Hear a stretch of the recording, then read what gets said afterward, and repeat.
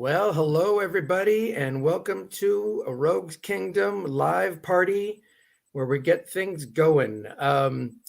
It's going to be a fun night tonight. I know there's a lot of special things planned that Jeff Johnson has planned. I imagine some special things are going to happen with James as well. We have some friends already backstage that are eager to tell you about their connection to our friends who made this book, and to talk about the idea of this book and why we're all excited about it. Mr. Johnson himself is going to play the star role and be a little bit rock and roll late. He's got some extracurricular activities happening where he is right now, but he will be with us soon. I hope everyone will have a great time chatting about this stuff. I know I'm super excited about this Rogues Kingdom book. Jeff told me about this book for a while now. He's been working on it and planning on it and doing all the staging and planning a lot of insanity. As you see by this cover image that we have right here, I don't know how many days or weeks or months he spent on this image alone. But this is one of those standout pieces to me about this book, of which Jeff is just dedicating every ounce of his artistic ability toward. And then he's got these great people that he's working in tandem with. He's got James Robinson for his writer for the book. Then he also has Brendan Wagner, who is doing the coloring that you see on the image before you. Truly stunning stuff through and through. We have a bunch of images from the book that we'll be sharing as the night goes along. But yeah, we're just super excited about this and hope you are as well. And I hope that all things included, that we can get this thing fully funded in a day or two. And then you guys can even rocket through to the special tier level things of Kickstarter that I know very little about. And everybody else knows everything about that stuff. But I imagine we'll get to that stuff soon too. So without further ado, and no more blabbing from me, and I will check into your comments in a second, I will turn this over to the next guy on stage is Curtis Fujita, if I'm saying that correctly. Let's say, good evening. Change, come on. All right, I'm hitting the button. I can't. Oh, Curtis, you're muted. Okay, yeah, I'm here. So let's all say hello to Curtis, and then Curtis can tell us how he's attached to all this Wayne Zackiness. Sure.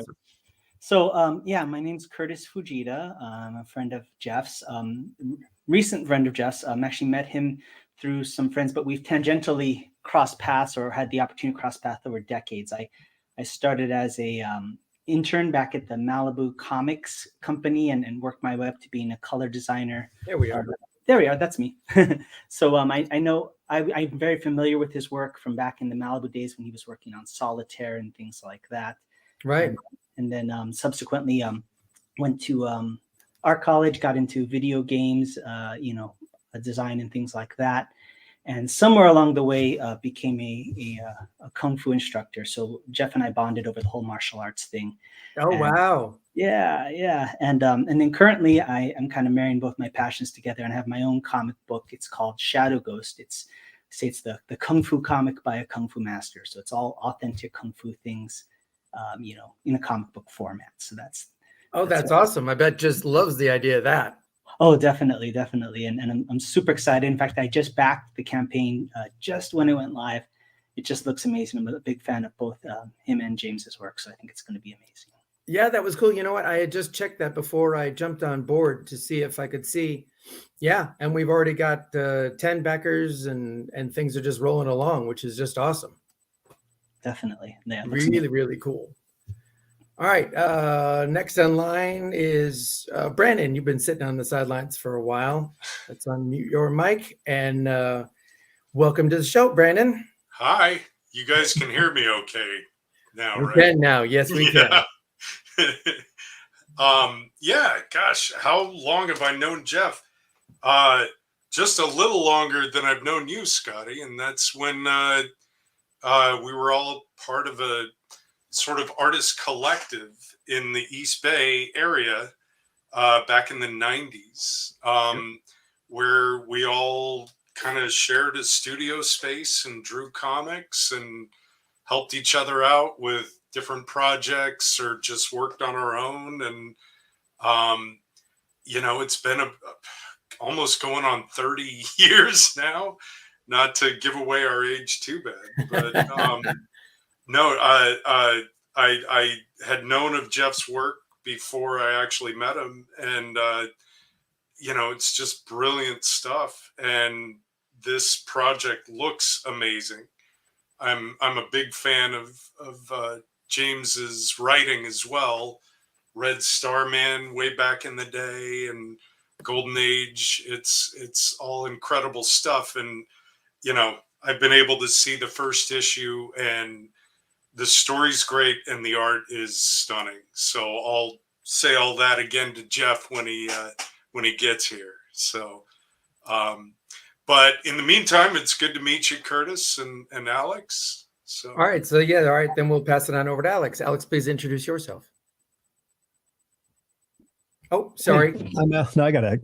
Okay. I'm Alex Morrissey. I used to be in the racket of drawing comics in the 90s, and that's actually sort of how I tangentially met Jeff in the office of Fabian Nisesia's office. So when I first got hired, Fabian was my editor and he was Jeff's editor. So we sort of touched paths there. And then I left the industry and by crazy circumstances started a podcast before the pandemic and had Jeff on as a guest. And we reconnected there. And then I just had a recording with him this week for the book, which will drop. I had James's episode drop on Tuesday. And then Jeff and I'll have Brendan Wagner, the colorist of the comic. He'll be on midway through the campaign. So excellent. Yeah. Very cool. And I've read the book. It's great. And the artwork is unbelievable. Jeff has clearly lost his mind and in all the best ways. He really has lost his mind on this stuff. When he started telling me that he was going to start using not medieval, what is the time frame for the French? It's like 1600s, 1700s France. Century, something like that. The French architecture he's using and the armor and everything going on is just insane. When he told me that, I'm like, boy, he just went down the crazy road. That's way too complicated to try and work that for my brain anyway. There's just no way. Totally. Not to mention his absolute obsession to try to make these backgrounds and environments seem realistic. It's crazy. Absolutely nutty. All right, we got some more people here that are hanging out. Let's add Christopher Schenk to the studio. Mr. Schenk, are you there? Hey, Scott, can you hear me? I can. I can also hear your lovely wife. Oh, you can see me. I can see you too. Can you see my screen? I was trying to share my screen. Let me. There it is. Yeah, because I was just doing this little gift for. Oh yeah. Actually, I don't know. Can I show this? Has anybody seen this character yet? We will be showing stuff tonight. So I mean, it's not like I think you have word balloons or anything giving stuff away. So I don't think that's a problem. I'll close up on here. This is my gift to Jeff. Everybody, quick, back this book. Look at that building. Unbelievable. So hello, everybody. I'm Christopher Schenk, and as Brandon was saying earlier, Brandon, Scott, Jeff, and I and one other, we shared a studio in Berkeley, California for several years back in the 90s. And the way Brandon said it, it sounded like a commune. Like we were all like, hanging out and in our jammies and getting. Exactly. No, it was just some guys drawing comics. And that's a long time ago, but I've always enjoyed the company of Jeff and you guys, and Jeff has always been a standout. From the first time I saw his work was on Wonder Man. He was working on Wonder Man. Oh yeah. I think it was the first issue when a friend of mine brought me over to his place, and I saw the page he was working on. And I have to say, when you're talking about Jeff, the first thing I think about when I think of Jeff Johnson is jealousy, because the moment I saw that page, he was like 20 years old, and he's drawing better than me, and that's not allowed. But on top of that, he had Terry Austin inking his first book from Marvel. And it was like, it was his first job too. Like, I know. the first job, he gets his own book with Terry at Marvel. So jealousy. Yeah, that's Monthly and book it's too. it's Not just even like, gotten little worse over backup the stories years. or this or that like the rest of us have to do. No, he goes No. full on into the deep water. Go ahead, here, start a brand new book with a character who's never had a book before. Come on, let's go. Yeah, exactly. So, That's and Johnson. then it's just gotten worse over the years. You know, I think if anybody has been a follower of Jeff's work, and they haven't seen this book yet, I would refer them to Way of the Rat, which is quite a nice book that he worked on. And if anything, Jeff's work on this issue, on this book, has topped that. So it's really special, and yeah, can't wait to see it. Well, I've seen a promo copy, but I haven't read it because there's no dialogue. There's no lettering. I just saw the art. So, Right. but it looks great. It's got all these cool characters in it, and I can't give anything away. I guess that's up to Jeff to tell us what he wants to tell us. Anyways, Absolutely. it's inspiring stuff, and so I thought I would just do a little pinup of one of Jeff's characters for him for this party. So, sorry. Which is awesome, man. That's totally cool. I think that's so great. And I know that there's a bunch of us that are going to be doing that kind of stuff for it. So thanks for showing that up already. All right. I've got a bunch of people here I need to get to. I'm getting warning signs saying that I'm falling behind. So let me. Wait, we have a schedule? Well, there's just a lot of people here. Oh, and in fact, hang on a second. Yes, Mr. Johnson.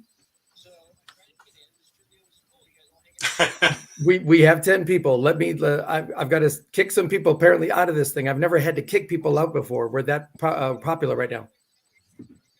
Oh, okay. Well, you can kick me out if you need to.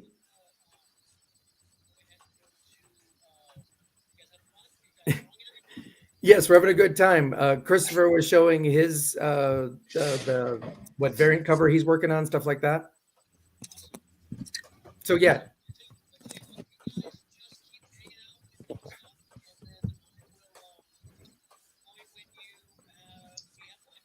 Just give it like 2 minutes and I'm gonna clear it out. I've never, like I said, I never had to deal with more than 10 people before. So well, we should have you on the show, Jeff. You know, you probably should get in on your own show at some point. Yeah. Maybe, you know.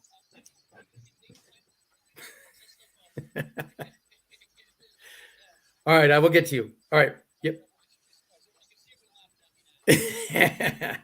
Yeah, we'll see you soon. All right. Okay. This is how bad I am at this job. All right. Let's see. I don't know how to. The only thing I've never. All right. I'm going to add some more people to the stage and we'll see how this just goes. There's a Michael Chang here, but I don't see his video. So we're going to Plugo. Hi, guys. Hey, how are you? Good. How you doing? Patrick. I'm good. You can call me Patrick, but I shorten it to Plugo for online activities. All right, Plugo. Nice to meet you. How do you know Jeff or James? Well, through the fortuitousness of knowing Curtis, right? Curtis and I know. Well, Nice. we host the Comics Foo Show together, and I've been aware of Jeff's work since about his Way of the Rat comics, particularly because at the time I was art director for Kung Fu magazine, and it was such a great example of martial arts in comics. And so one of my jobs within the publication was to kind of curate examples of how martial arts are expressed in other media. So being a comic lover myself, I kind of zoomed in on comics and, you know, how martial arts show up there. So that was kind of how Jeff got on my radar. And then, you know, Curtis being a martial artist, he and I were crossing paths, and then being comic book nerds, we just inevitably just had to kind of collaborate in some way. So the Comics Foo Show was kind of born out of that. And Jeff being the guy who wrote fight choreography for comics, you know, it was kind of destiny that we would have to cross paths. Absolutely. That's awesome. Yeah. And you know what? I keep expecting at some point various degrees of martial arts or something to creep in, even into Rogue's Kingdom with how Jeff does stuff. So I'm sure there will be some fight scenes that will be choreographed in that manner, depending on, which characters are fighting or whatnot, even though he has this whole fantasy world and all sorts of things open to it. I think, we can expect crazy things like wolves with pikes or different things, but I'm sure he's going to put in some sort of pike fighting in all of that, and make it all real and make it perfect like Jeff does stuff. So cool. Well, I'm glad to have you here. Glad to have you part of this whole thing. And I'm going to get Glad to be here.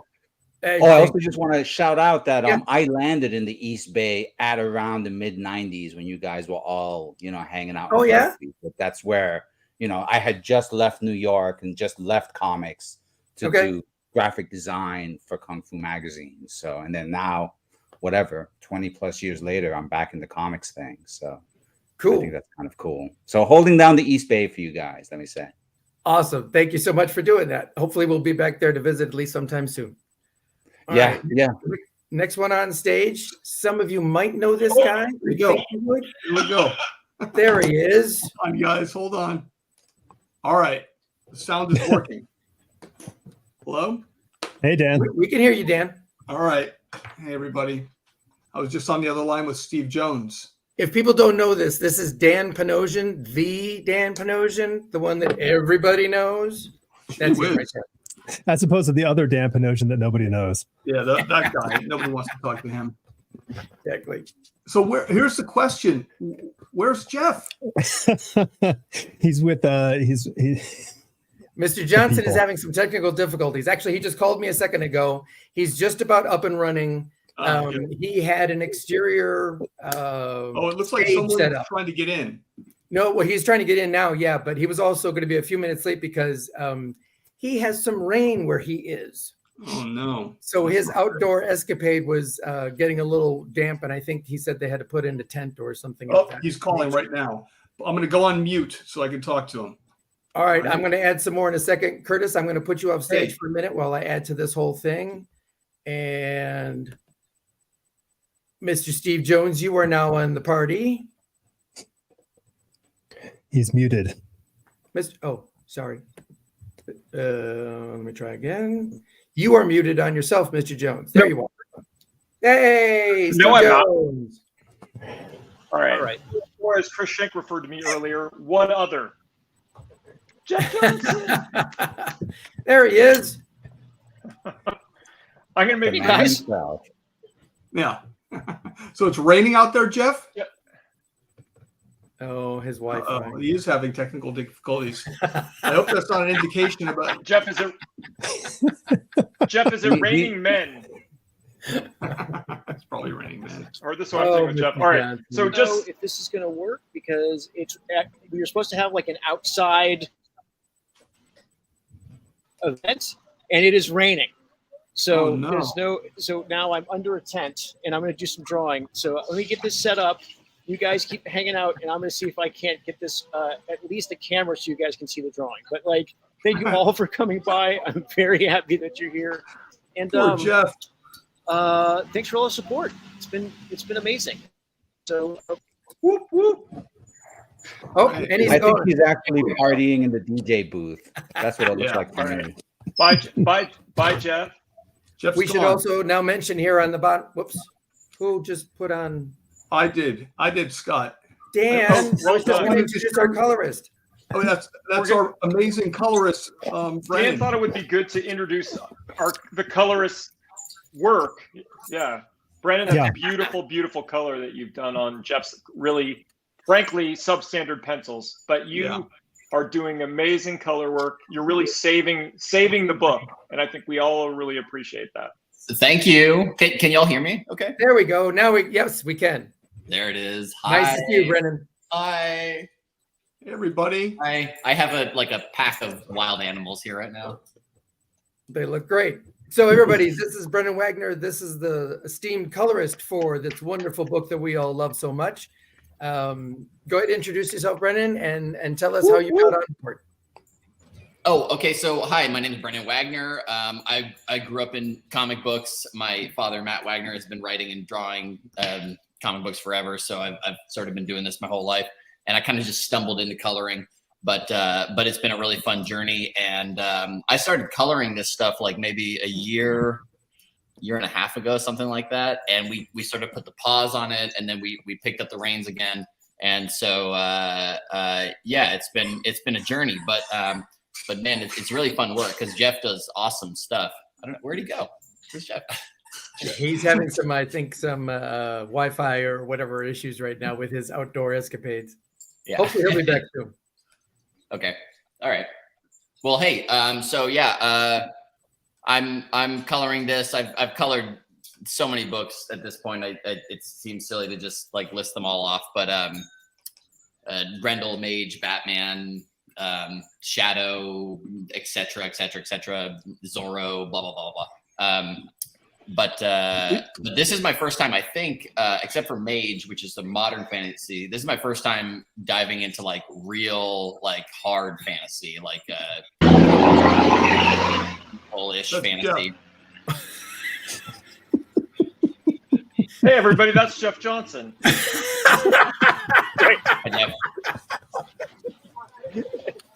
Hey, everyone. So I'm going to be drawing here. It's a little rainy and loud, so I'm just going to let you guys keep doing stuff, and I'm going to draw a dragon. So don't worry about me. That's very Johnson. Is that Jacksonville, Oregon, Jeff Johnson? It is Jacksonville, Oregon, and surprisingly, there is rain. It was supposed to. The forecast was for a beautiful day. Let's hope this isn't somehow like prophetic for the Kickstarter. That would be sad. Rain is good, Jeff. It's going to rain down money on your Kickstarter. Exactly. Thank you. We've already got 10 backers. We're well on our way. Oh, good. Hey, Brendan. Hey, everybody. Hey, 21 backers. What's Let's up, Jeff? go. Yeah. Good to see you guys. Awesome. Hi. So Brandon's doing, obviously he's amazing. I'm sure you guys have been looking at his art. Yeah. We started to. We haven't gone down the list yet. Okay. And just I thought I just mentioned. So I'm doing a painted variant cover for issue 1. Yep. I have the sketch ready. I was gonna like live paint it during this. I don't know if that's a thing. That's fantastic. Oh, I would awesome. love that. At least one of us will be doing some art. I mean, I'm drinking and eating, and I got a bunch of dogs. Yeah, that'd be great. I'm going to start drawing, and Go ahead, Johnson. It's some top-notch multitasking. I'm going to start drawing. Okay. Yeah. I'm going to do a little drawing and setting some stuff up, and then I'll let you guys. You can go ahead and mute me because it's going to get loud in here, Scott. All right. It's going to be crazy. All right. All right. Text me if you need anything. Well, at least we got Jeff in here. So I have to like share my screen, I think. All right. And then I might mute myself for a bit while I kind of sketch away at this thing. Okay. And I may be like taking intermittent breaks to drink and take hits of my awesome bong. So just bear with me. But I would love to like actively be, making art for you guys right now. So let me try that out. And That'd be great. Hi Dan. Hi. Hey. Nice to say hi. Meet you. Hi. I love everything you do. Likewise, you guys are a perfect team for this. It's amazing, and you definitely captured that fantasy feel to it. It feels like a fantasy as opposed to just your typical comic book. I keep telling people it's like Game of Thrones, but with some anthropomorphic beings, which is what Game of Thrones was missing, right? Yeah, they miss totally. Let's see if I can find one of those. I'm going through the and less nudity. a little bit less nudity. Less nudity. A little bit less. Who said that? A little bit. Let me see about you. Just on Rogue's Kingdom. Oh. At least the pages I've Game of seen. Thrones didn't need less nudity. Just we have less nudity. Yeah, this is. I think James said it's like YA, right? I mean, this is. I didn't see a swear word in the first issue, so. No. And that's not I just think because very much James has because of trouble that, spelling those words. Uh-oh. Sounds like my dog going crazy. There That's you me, go. by the way. All right, Jones, I think you're the only one here who hasn't introduced themselves. All right. Well, as I said earlier, before our beautifully talented, esteemed colorist came on here, that Chris Schenk introduced me earlier as some other guy, but I was the fifth member of Work in Progress Studios and a founding member. Chris is what we call a Johnny-come-lately in the studio world, but I'm going to be making Chris pay for that for the next several decades. I'm Stephen B. Jones. I am a former comic book penciler, animator, storyboard artist, character designer, possibly comic book artist again. And I actually have known Jeff since high school, where we met in our high school art class. And we started a comic strip in high school that we sold to our local paper. So we became professional comic book artists at the age of 16 and 17. I think we were getting paid $15 a strip, and Jeff and I co-wrote it, and Jeff was penciling it and I was inking it. And then Jeff took a step down from having me ink him to have Terry Austin take over on Wonder Man's issue 1, 2, and 3. And then he's just been sort of trying to recover ever since. All right, Dan's got the controls here. So if anything going on crazy with the videos, you can all blame Dan. Yeah, no, I just wanted to show someone actually drawing here, which would be kind of fun. Oh, excellent. Yeah. Perfect. As Jeff is setting up, we can see a tiny thumbnail of Jeff just laying his head, taking a nap on the fence there. Now he's back. It's a power nap. If I look down at our screen, I see someone else quite mighty has joined our group. Someone I've known since 1997. I think Jeff has probably known since about 2001 or 2. We do have another person here who has joined in. World famous Michael Chang. That's right. Where is he? I'm going to put Michael Chang front and center so the world can take him in. Front and center. Storyboard director to star. There we go. Thanks a lot. Yeah, I guess. Yeah, I've known Jeff. I don't know how many years now. We've worked in animation, Brave and the Bold, and Young Justice, and various other projects. You know, Jeff's always been the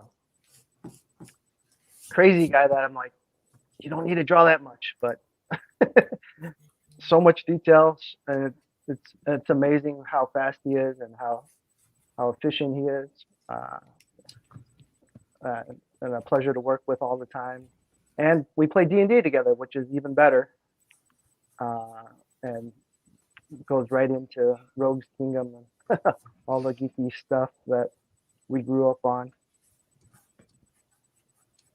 Does Jeff ever try to sneak his characters from Rogue's Kingdom into the campaign, into the Dungeons and Dragons campaign? Not that I know of yet. Though he does have a very interesting character now that doesn't quite speak English, I guess. He speaks in catchphrases. Wow. That's the bird character? Yeah. Yeah. And Steve likes to put him through. Yeah, what's the rate? A race, a kinku or whatever, and he only speaks in nautical phrases. Jeff's an interesting cat for sure.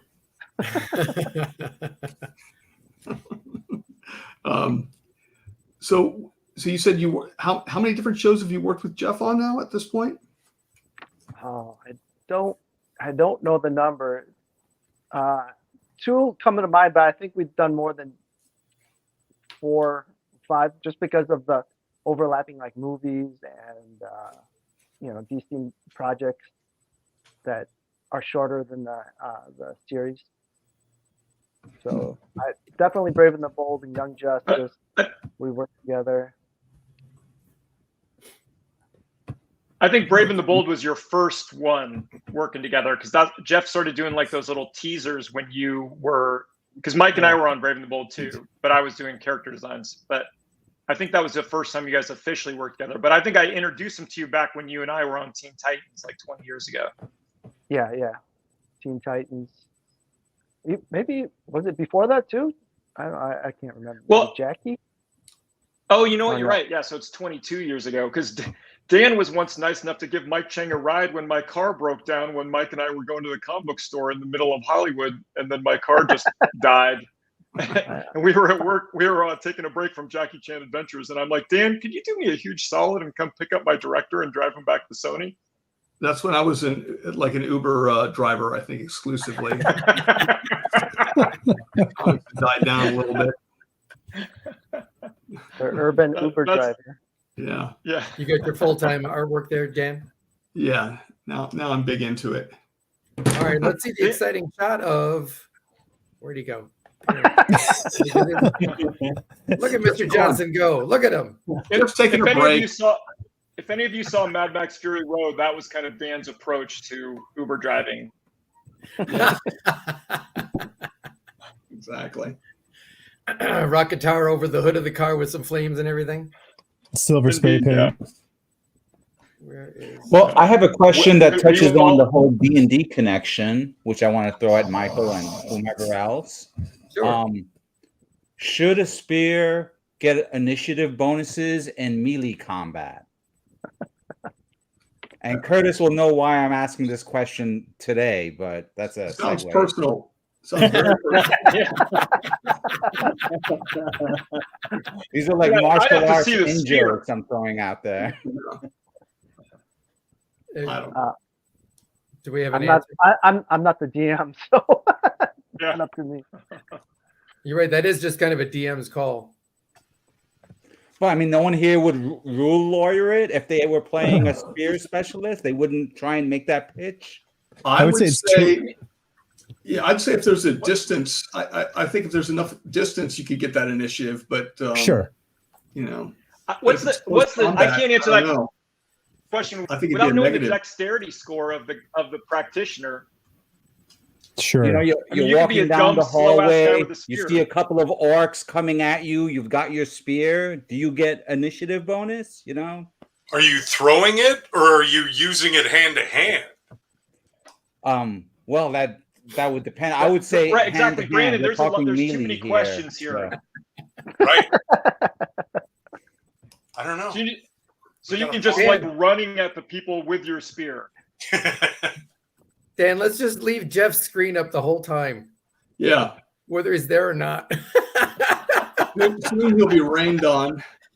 But look at these wonderful colors. Now, hey, since we're here and we're doing this stuff, and you've got those up, Dan, Yeah. I find it really interesting to look at how well Brendan is mixing with Jeff's work. And I know it also works with a little bit with Jeff's taste of stuff that he and Brendan have probably talked about. But Yeah, beyond the great palette that Brendan alone is bringing to this, which is cool, he's also, I think, working well within the craziness of those images to he plays with them and there's still detail and there's still emotion or whatnot, but it's not overdone. It's not overwrought. It's still very like easy for the eye to enjoy everything that's going on with it in every panel or every page. yeah, it's really, it has that fantasy feel. Because you could easily just start rendering No, things it's- like crazy. I mean, if Yeah. I was doing something like this, I wind up rendering things and driving myself nuts with all the cool stuff that's there. But this isn't playing Well, that because, extra too, Brent- game. This is just telling that great story. Let's talk about Brendan, why he's here, but not actually ask him any questions. Exactly. I mean, Is he in the room? I think that's usually how we roll. Yeah. What I love, one thing that I really love about what Brendan's doing on Jeff's stuff is that Jeff's stuff is very open. And so it's easy for a colorist to overwhelm it and kind of then make it so that you actually are missing all the work that Jeff is putting into the stuff. And so, you know, Brendan's picking these beautiful colors and he's setting up shadows, he's doing stuff, but he's never doing it at the sacrifice of us still seeing all that line work that Jeff is putting in, you know, exhaustive amount of line work. So I think this is the favorite colorist I've ever seen do Jeff stuff.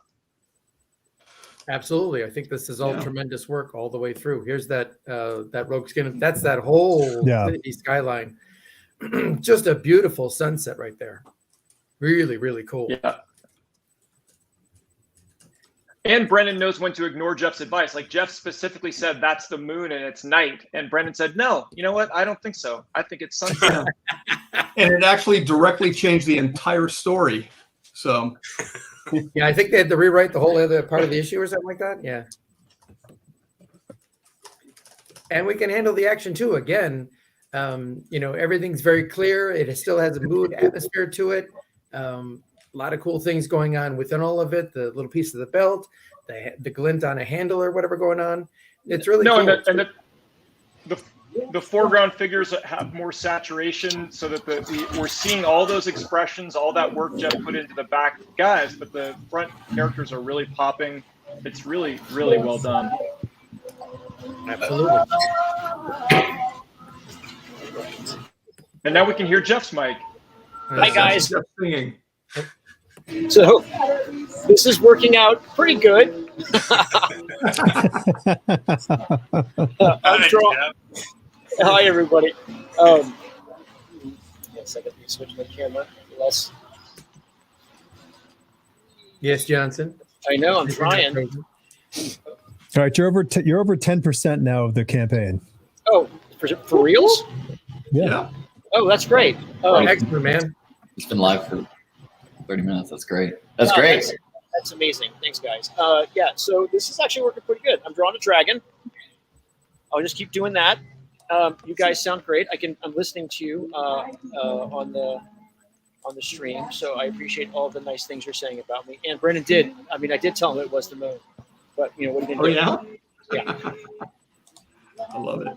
And Jeff wanted me to color this dragon. What are you gonna do? He's an artist. He's brother. All right.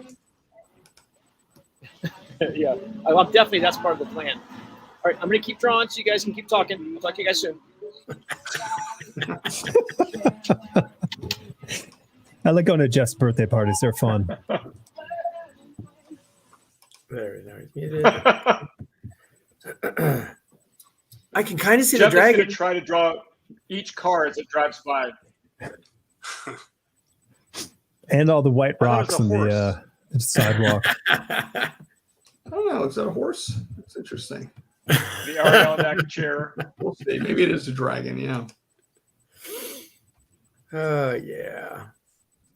I just realized, all right, so put your hand up on this StreamYard if you have inked Jeff Johnson's work professionally. 1, Wow. 2, 3, 4. Yeah. That's crazy. I might have an And example. he's happy now of that it. Jeff's finally inking himself. Yeah. Our studio did these big little books where Oh, cool. right? Oh, Yep. yeah.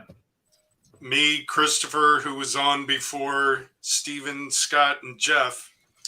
And we each kind of took turns penciling and then inking each other. And, geez, Sounds a little this, kinky. ooh. Who, see if you can tell. I'm pretty sure Jeff drew this. Whose inks? does That's it- your inking. right? Yeah. That's your inking, That's I your think. inking, Brandon. Okay. No, then there you Scott's. go. There's me inking Jeff. You don't remember, Brandon? Yeah, right. Out I of the didn't memorize 1,000 all million images that 150 you've made over drawings your we had to career? do. Yeah, we did one for Lost World and one for the Mask of Zorro. We That was did. pretty fun too, And It's such a good T2, movie.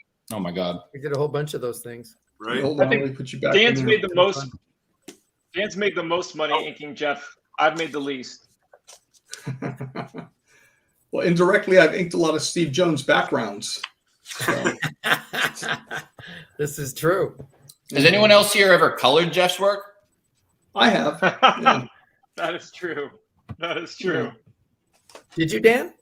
Sorry. Yeah, I about did. that, I Dan. drew that fight book and some other little. Actually, his banner that he brings to the shows is from the fight book.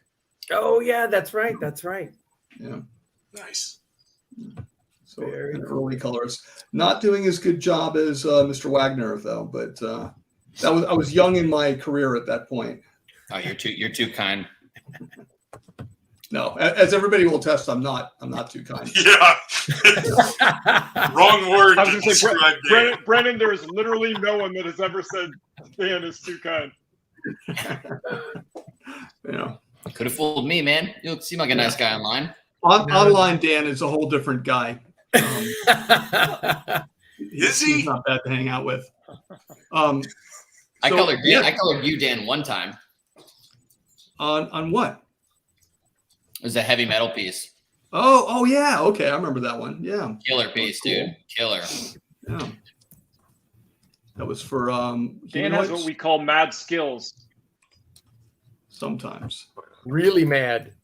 Yeah, angry. Angry. I was about to say angry. That's good. Barbaric. Jeff is Barbaric. Nice. doing a lot of. Quick question, you guys. When I present my screen, is that happening? Are you guys seeing my screen when I present it? I have not seen it pop in on the screen. No. Sometimes I think you have to load that in as a separate join in. Let me see. There you are. Nope. That's what you guys are going to be. There, I think you're there. Hang on. Dan, can we show Brennan's screen again? Just need to turn off the overlay. Dan? Sorry. There he is. There we go. I just want to make sure that it's working so that I can just like mute myself and start painting this thing live for you guys. Yeah. Go to it, man. That's awesome. I'd love watching that. That'll be awesome. So what's this character? Y'all can see this character with the knives jumping. Yeah. Yeah. What's the character? Yep. Fantastic. Okay, I am going to mute myself and I'm just going to start painting this thing with color and all kinds of good stuff, and we'll see what comes out the other end. Uh-oh. Sounds like something my doctor would say. Does it have to be the other end? Yeah.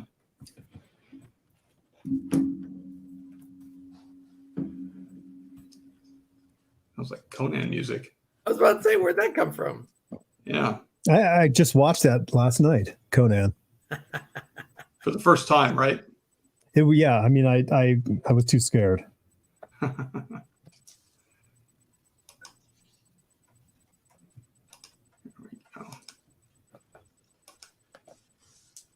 right. So what other stories can we tell, Dan? Hold on, I'm switching my camera. I have two cameras here. Oh. YouTube? There we go. I'll do some drawing while you guys are doing it. I don't know. I remember the early studio with you guys visiting, and that was pretty fun. Long time ago. In a galaxy far, far away. Back in Berkeley, California. I always enjoyed coming out there. Yeah, that place was pretty magical. Well, even when I joined that studio, and I was a couple years late to that party, it was a pretty special place that those guys all invited me into. And I had only just recently moved to California because I was working with a writer out there. And I thought that would be a fun thing to do.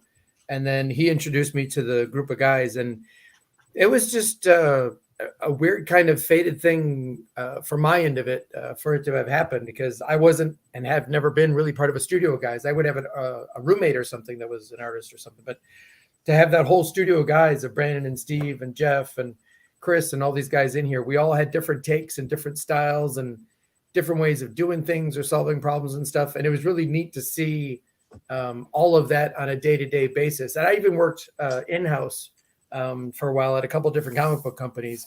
And that was cool too, but that was still under that kind of office kind of attitude a little bit about stuff. So it wasn't quite kind of the, I don't know, the buddy, fun, natural atmosphere like we had in the studio that, various music could be playing, what was going on. They might have a movie playing on the TV in the background or something that was going on. Or we just turn around and, somebody would say, hey, I need help. I need help on this background or on this panel, or I'm not sure what to do here. What would you guys do? And it was a really great camaraderie atmosphere of being part of that work in progress studio. And it was really nice to have at that formative time for me when I was still I was only a few years in the business. So It was an awesome time. And it was really great. And it's great to see it pay off all these years later with, all of us in various degrees of the art jobs that we have now. I think we've all learned from that time being in the studio, and, any artistic friends we have, we all learn by that kind of stuff. Yeah, for sure. Have you been in the studio since? No. So that was kind of it broke you basically. That's my little stop in the land of Oz. And after that, and since then, it's been usually me living on my own or whatnot. I mean, I started a family and all this and that, so I was never quite alone because you always have people trooping, in and out. But it's that was a real special time. I mean, we still hail and call back to it all the time and talk about the different times that we can get together or meet at conventions or different things like that, and kind of bring in that same fun atmosphere of just hanging out and drawing and bullshitting about comics. Do you guys stay in the same hotel room, all 5 of you? We haven't been able to get, well, actually, that's not true. Brandon was able to hook us up one time with a con where we're all 5 of us were there. We weren't all in the same hotel room. That might have been a little bit of a tight squeeze. But, Yeah, same hotel. But we were all in the same hotel, and that was awesome. That was one of the few times we did that at a con. That was really, really cool. That was a good time. A SACCon back in 2017? Something. That sounds right. Right? Did you guys ever have a party at the studio? Did Every we? day. Jones? Right? Well, we had yeah. a few nights after eating sushi and drinking sake. Yeah, we would do that. That was one of the great things that they introduced me to. I think you guys had already, Jones, you guys already had this as a regular thing, right? I think it became, once you were around, it sort of became more of a regular thing. So what I was introduced was as a regular thing anyway. And told was happened is anytime somebody in the group of 5 of us, any one of us finished a project, that it was becoming the habit or the celebration for all of us to do is to go across the street. There was this really cool sushi place, and we go over there and eat some sushi and get just schnockered on all the great sake and stuff that was over there, and then come back to the studio and maybe draw or do whatever we were going to do. So we didn't actually party in the studio itself that I saw, not so much, but we would have that, and boy, did we have some great times drinking sake and having sushi across the street. So what was And then we'd come back and then we'd come back to the studio and draw while drunk, listening to music extremely loud. Which I remember hearing Brandon love that. It was awesome. That's what Brandon would take out his ponytail and start banging his head. We'd have on Soundgarden or something. He'd lose his mind. That was White Zombie, man. Or White Zombie, yes. Yeah. All that great 90s rock grunge. So yep. Imagine back then talking about coming out with like kind of a crowd-funded book, like something like this that we have, like just comics, just you didn't even have the opportunity for something like that, which is pretty crazy, and now right, not all you guys can have this virtual studio and get together, but also something like this could be funded, and Jeff's doing a creator owned finally. That's awesome.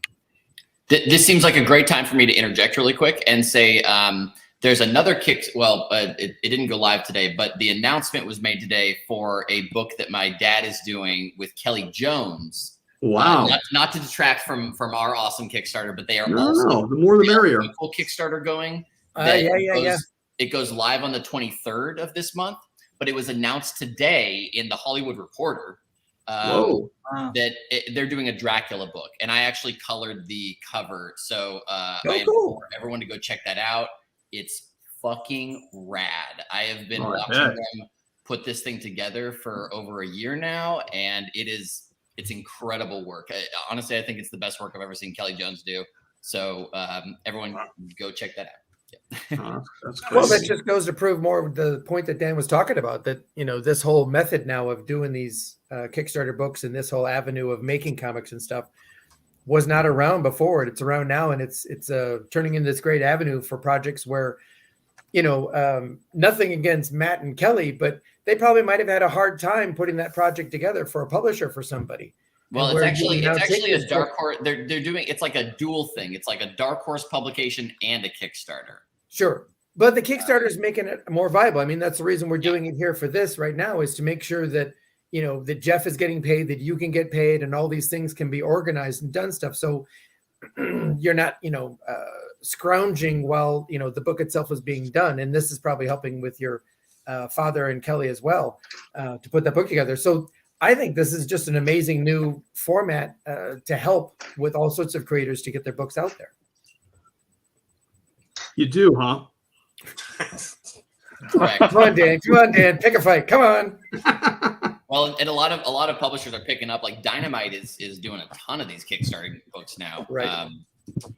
So it's just like you said, I think what it is, it's a great way to build that initial funding that helps to pay the talent, like you said, like us, and then the publisher can kind of swoop in and help facilitate like further printing, further sales, further marketing, distribution, all this kind of stuff.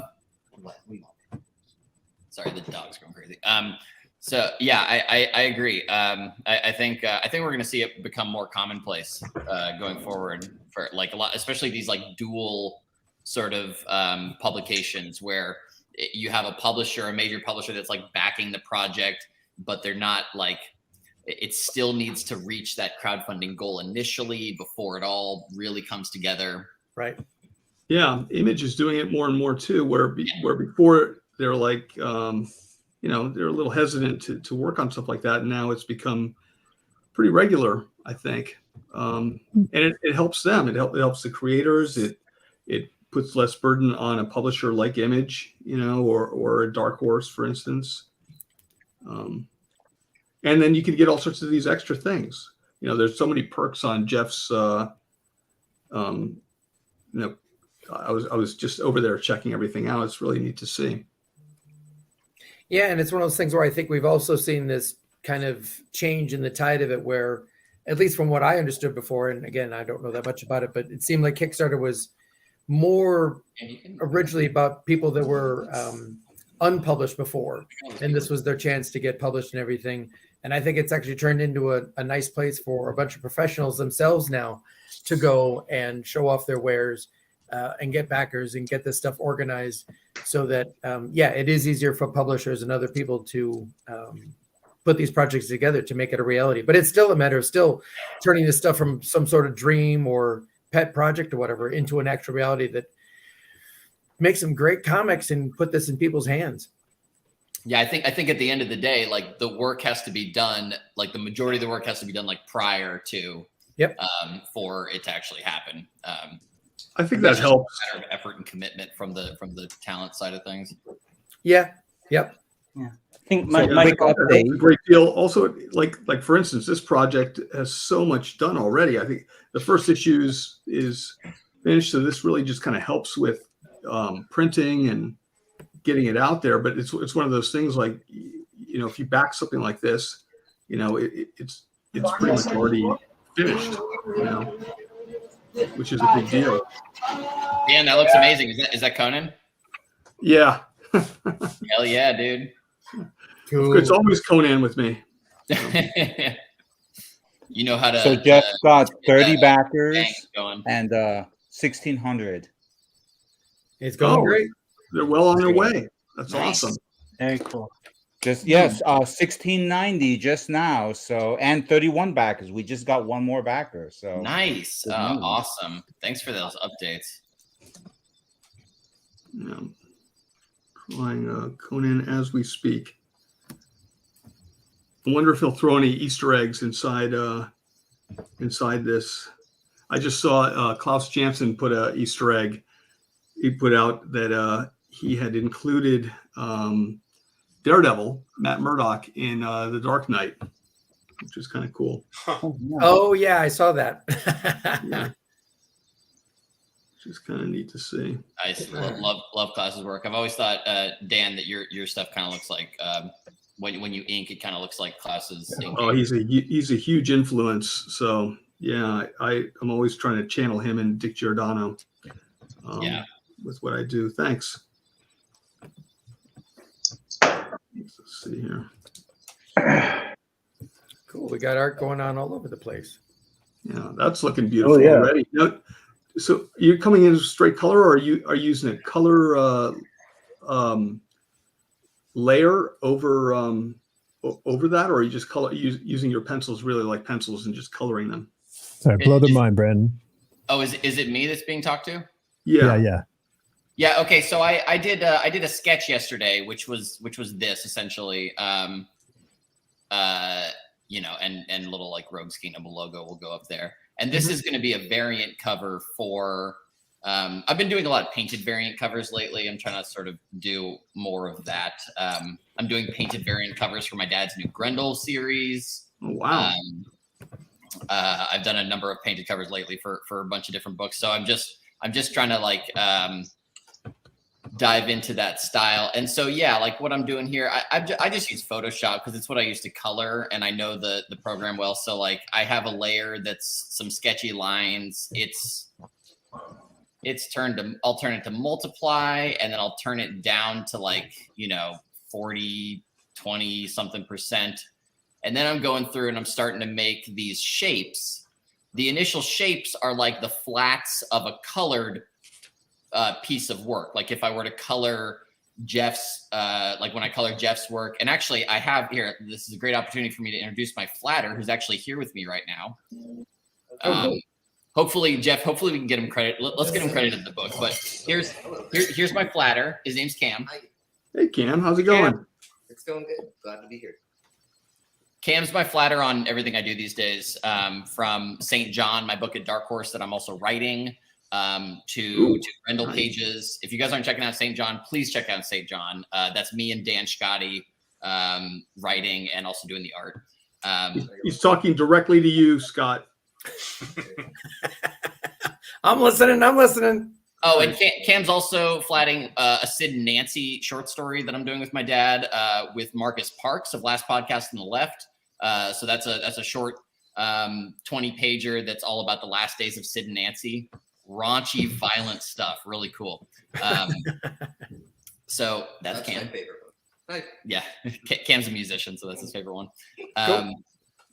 So yeah, so here I'll go back to presenting. So yeah, what I'm doing here is basically setting up like, you know, sort of the flats of this piece here. I'm just like, you know, putting in some shapes, and then those shapes will allow me to grab the shapes and start doing some shading. I can start to add some darker marks in there, you know, some lighting and stuff.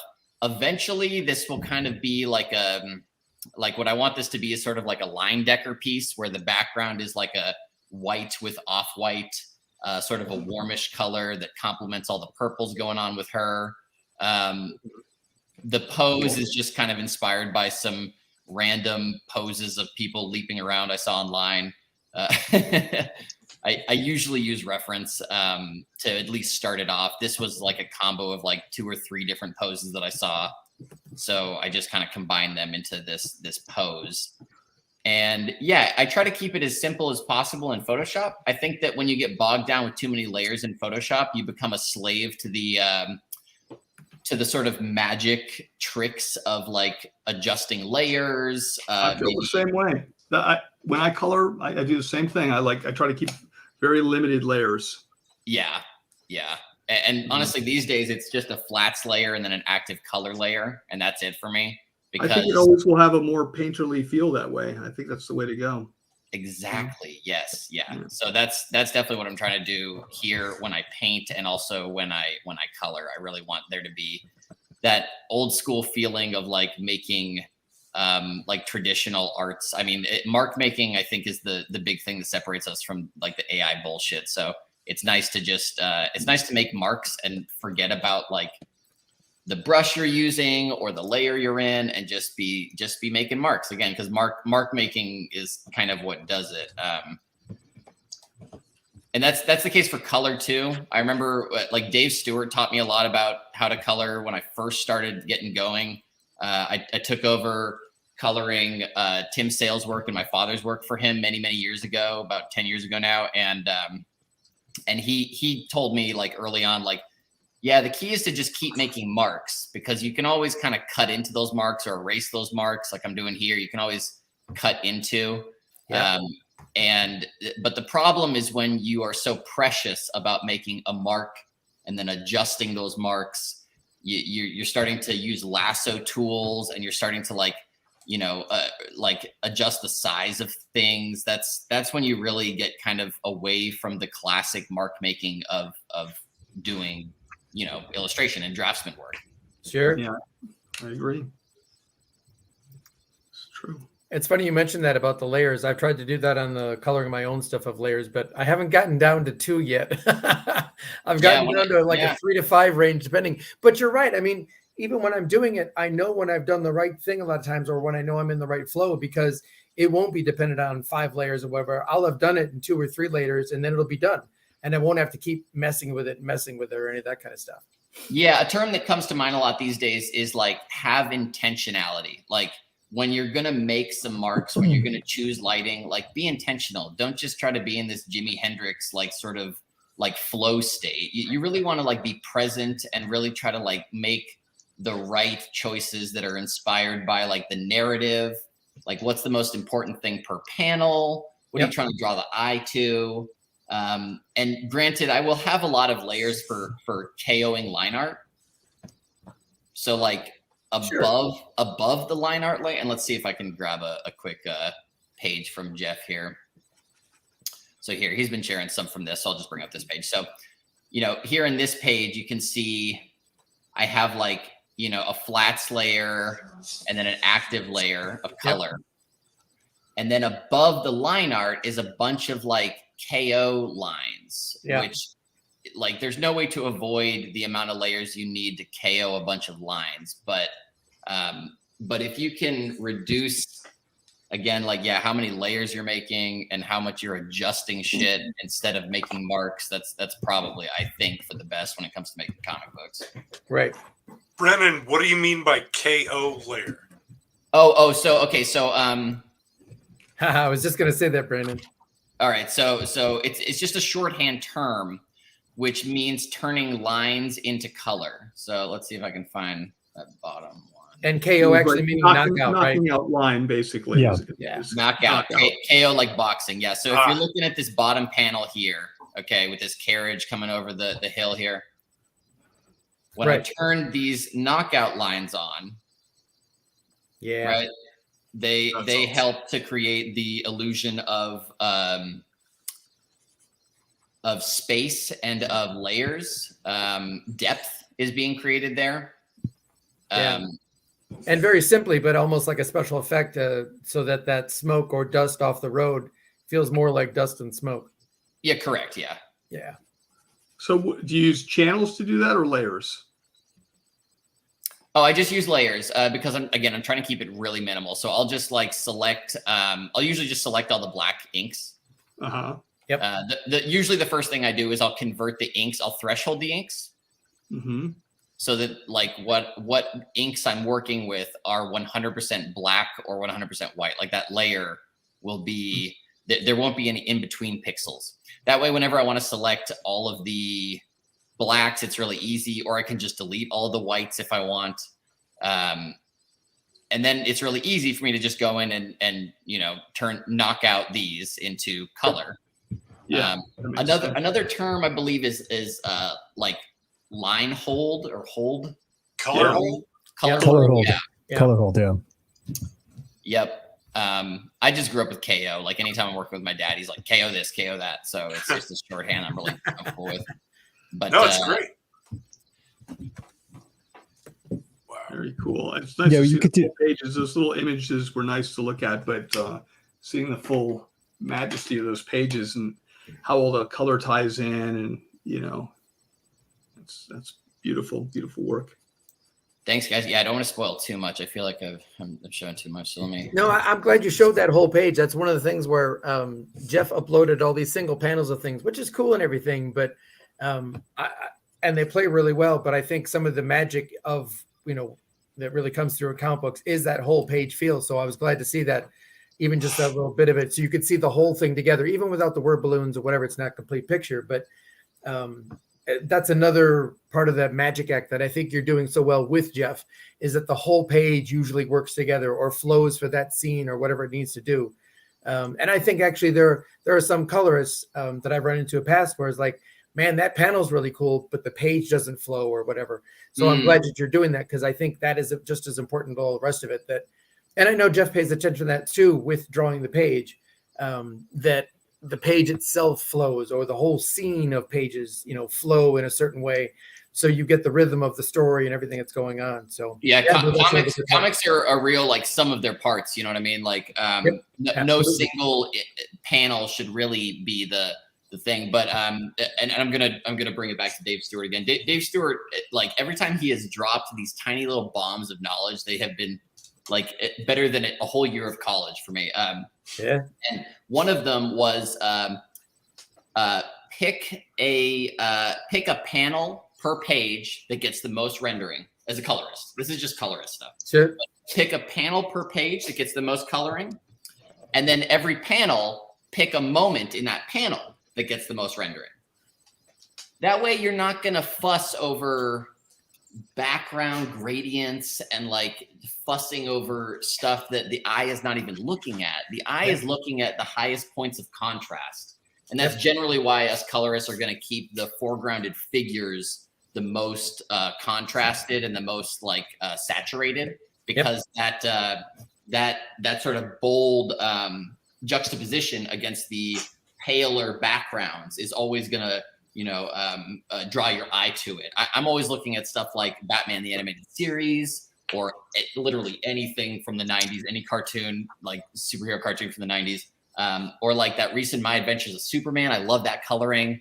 Avatar The Last Airbender has great coloring too. Like, I love that simple, bold, like coloring on the figures in the foreground with sort of some like more like soft painted backgrounds. I think that it always promotes your eye to go to the foreground, if that's what the art is meant to do, No, you're right. You're still trying to focus on whatever the story point is of that panel or that page and all those things, because that is still all of our jobs in making these books, is to make sure that we're telling that story, whatever needs to be told in that panel, in that page, whatever it's going on with it, whether it's the expression of the person who's talking, or that glint of that sunset that's going down and what that means to the story, or whatever it could be. Right. Yeah, you're right. You focus in on those bits, so you don't have to render go crazy with everything. And also your eye can't follow all that stuff. Your eye would get lost in all that. And you always want to make sure the panel flows or the page flows, even if it's not a direct flow. I'm not saying there's only one thing or one way to go around the page, but I would say the best way to do what you're talking about there is read the script. Whether it comes to coloring it or drawing it or whatever, read the script, read it again, read it as you're working on it, because every panel has a description that will say, like, obviously what you're supposed to be looking at. Yep. And a good artist like Jeff will put a ton of detail in the background, but like the obvious thing you're supposed to be looking at is pretty apparent, especially when you read the script. So I'll always read the script first, and then I'll have the script open as I'm working on something, as I'm coloring it. Yep, exactly. And that's the case for, again, my series through Dark Horse St. John. I also write that. And so when I'm writing that, it's really, that's the easiest for me to color, because I already know what is the most important thing per panel, per page, per story. Right.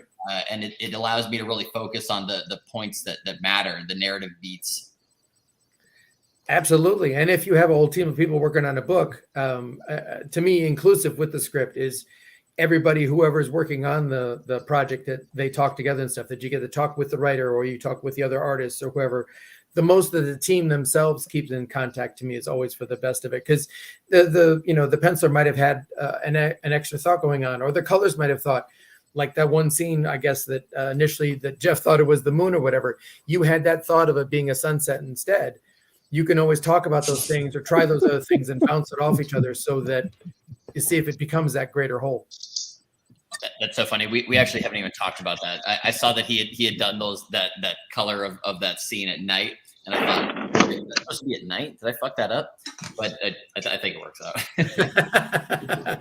And sometimes accidents happen and they work too and everything. But again, that's where obviously if it really wouldn't work, if it would have been a problem, you guys would have had to talk it out and think about it again. But it's still that whole team, like working through a script or whichever. It's the whole team that makes that book together. Because even the final piece of all this we haven't seen yet, or I haven't seen yet, is the lettering. Is to have the lettering go through. Does the lettering flow? Is it placed in the right way? Are the balloons evocative of the voices and stuff that are going on? Does it all work together? That's all super important. One thing I just chime in, I really enjoyed about your work, Brendan, is the idea of temperature. There's a lot of temperature and how that interplays with depth. A lot of times you see people just coloring, it's just straight rendering, and it looks like it's under a fluorescent lamp, the whole thing. It's very one note.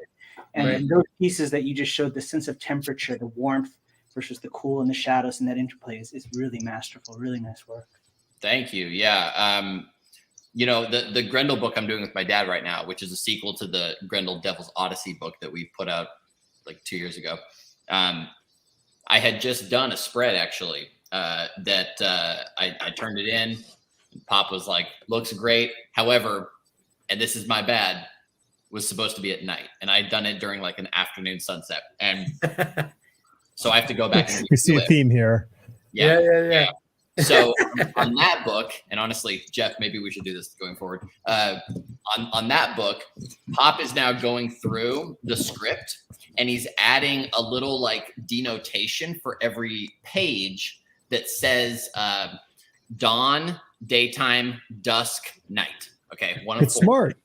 Super smart. It's always one of those four. Like there's kind of in betweens, and if you really want there to be like a weird fluorescent or a weird like bio green light going on, that's pretty specific. But in general, those are the four lighting scenarios.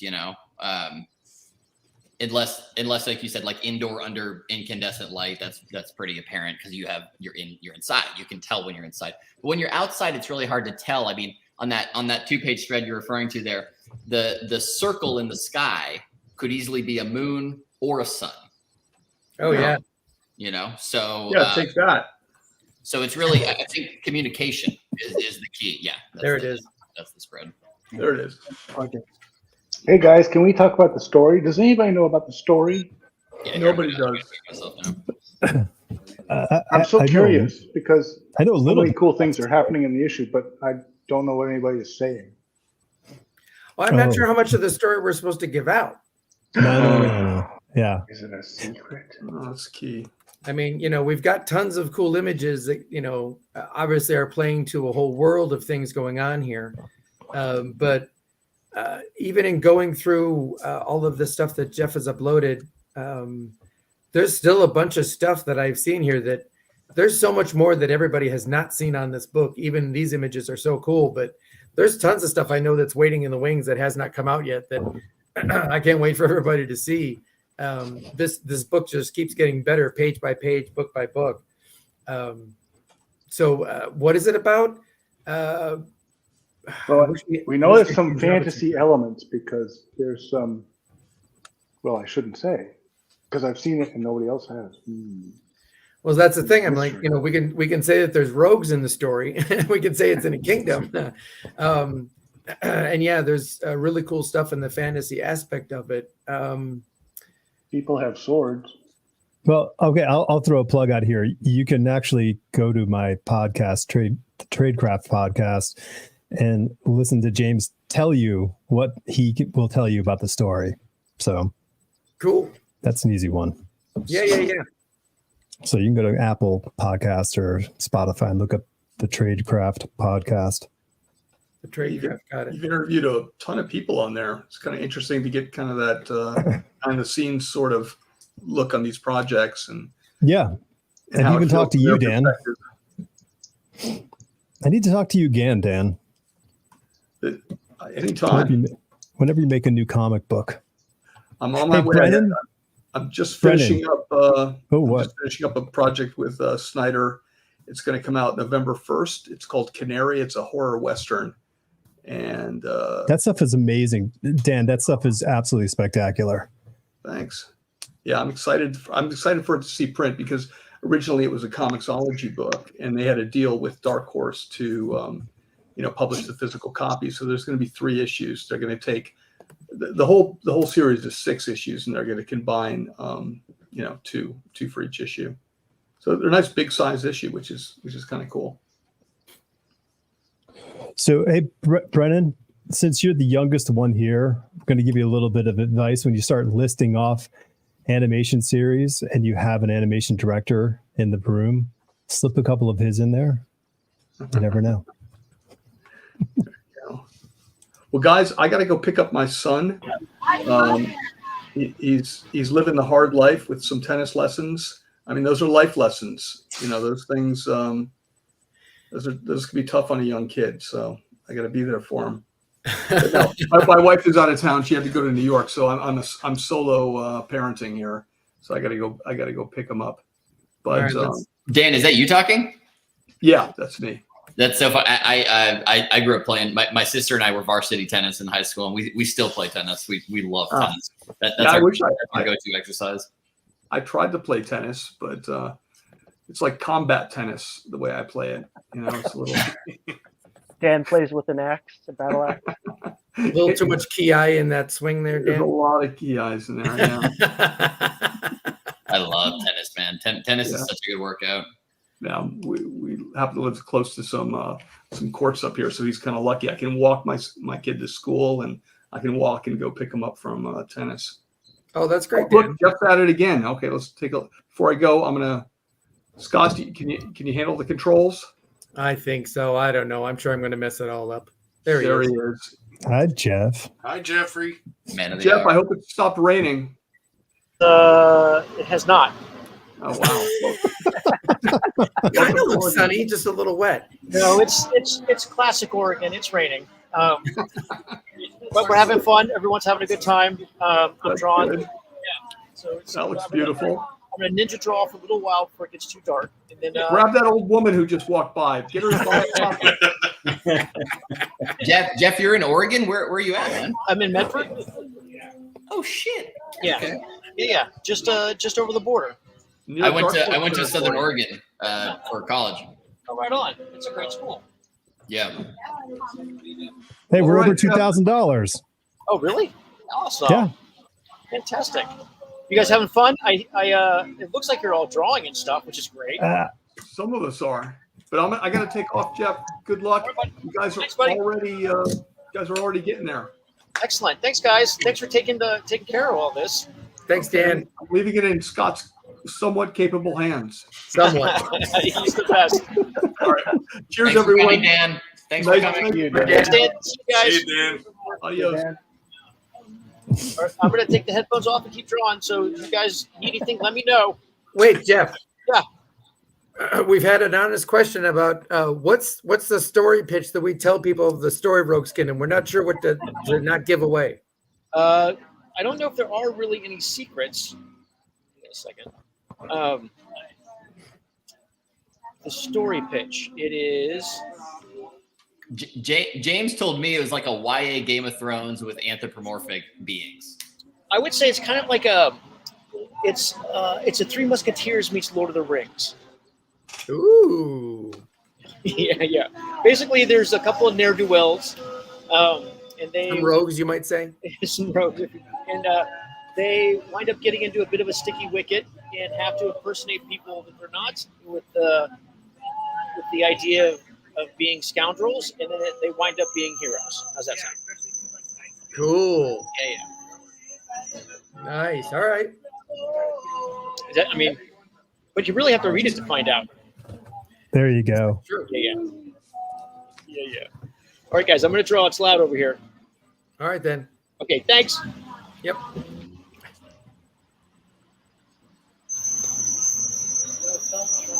And How's your painting coming, Brennan? Oh, he's running away. Oh. It's here.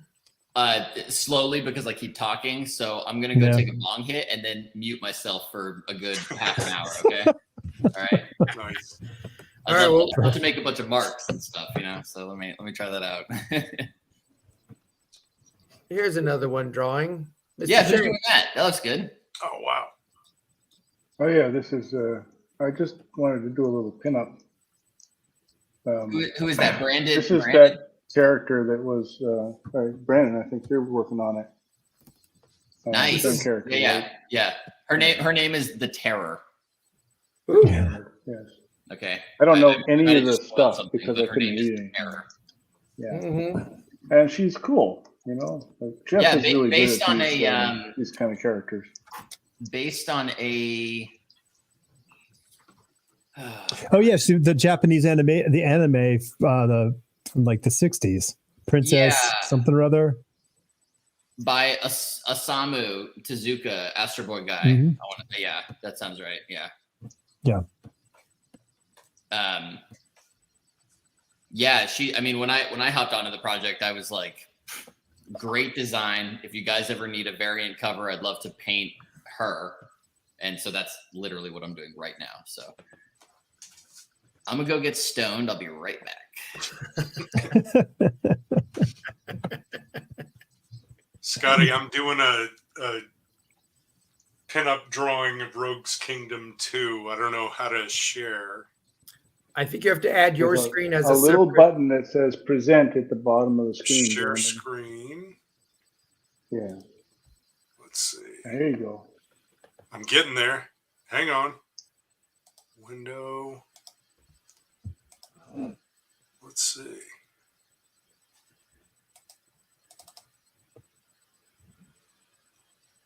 Hang on.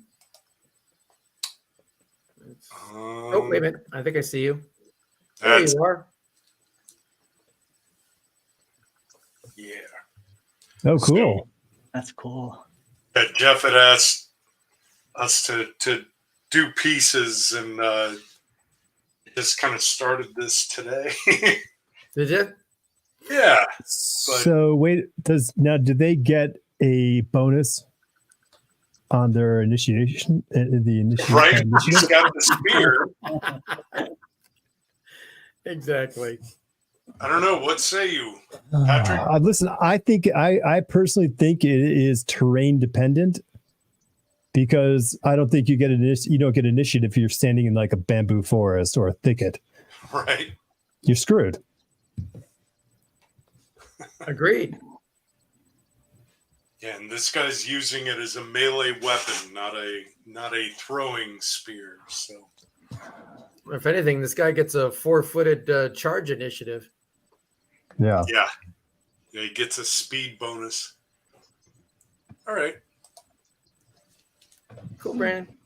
Well, I am certainly not drawing anything because I didn't know, but I am inking something that I drew that I haven't even drawn in years. So Nice. I mean, that's also one of the reasons that we've liked this whole drink and draw thing, or that I've liked it anyway, was that, it's not only for this person or that person who's trained in this or trained in that. It's for anybody to walk up. It's still for all of us to be able to do. We can all make artwork.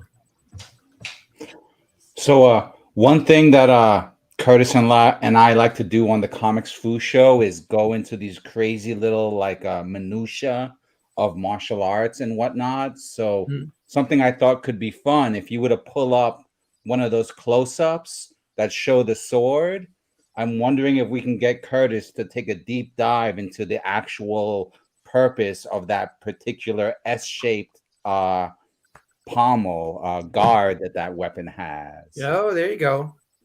Right. I mean, what other opportunity are we going to have to really go into the details of the why and the how of that particular kind of blade? So That's Curtis, an interesting question. Curtis, do you have an answer for that? Sure. No pressure, Curtis. None. Yeah. well, I'm always pressuring him for these kind of answers. So. Definitely.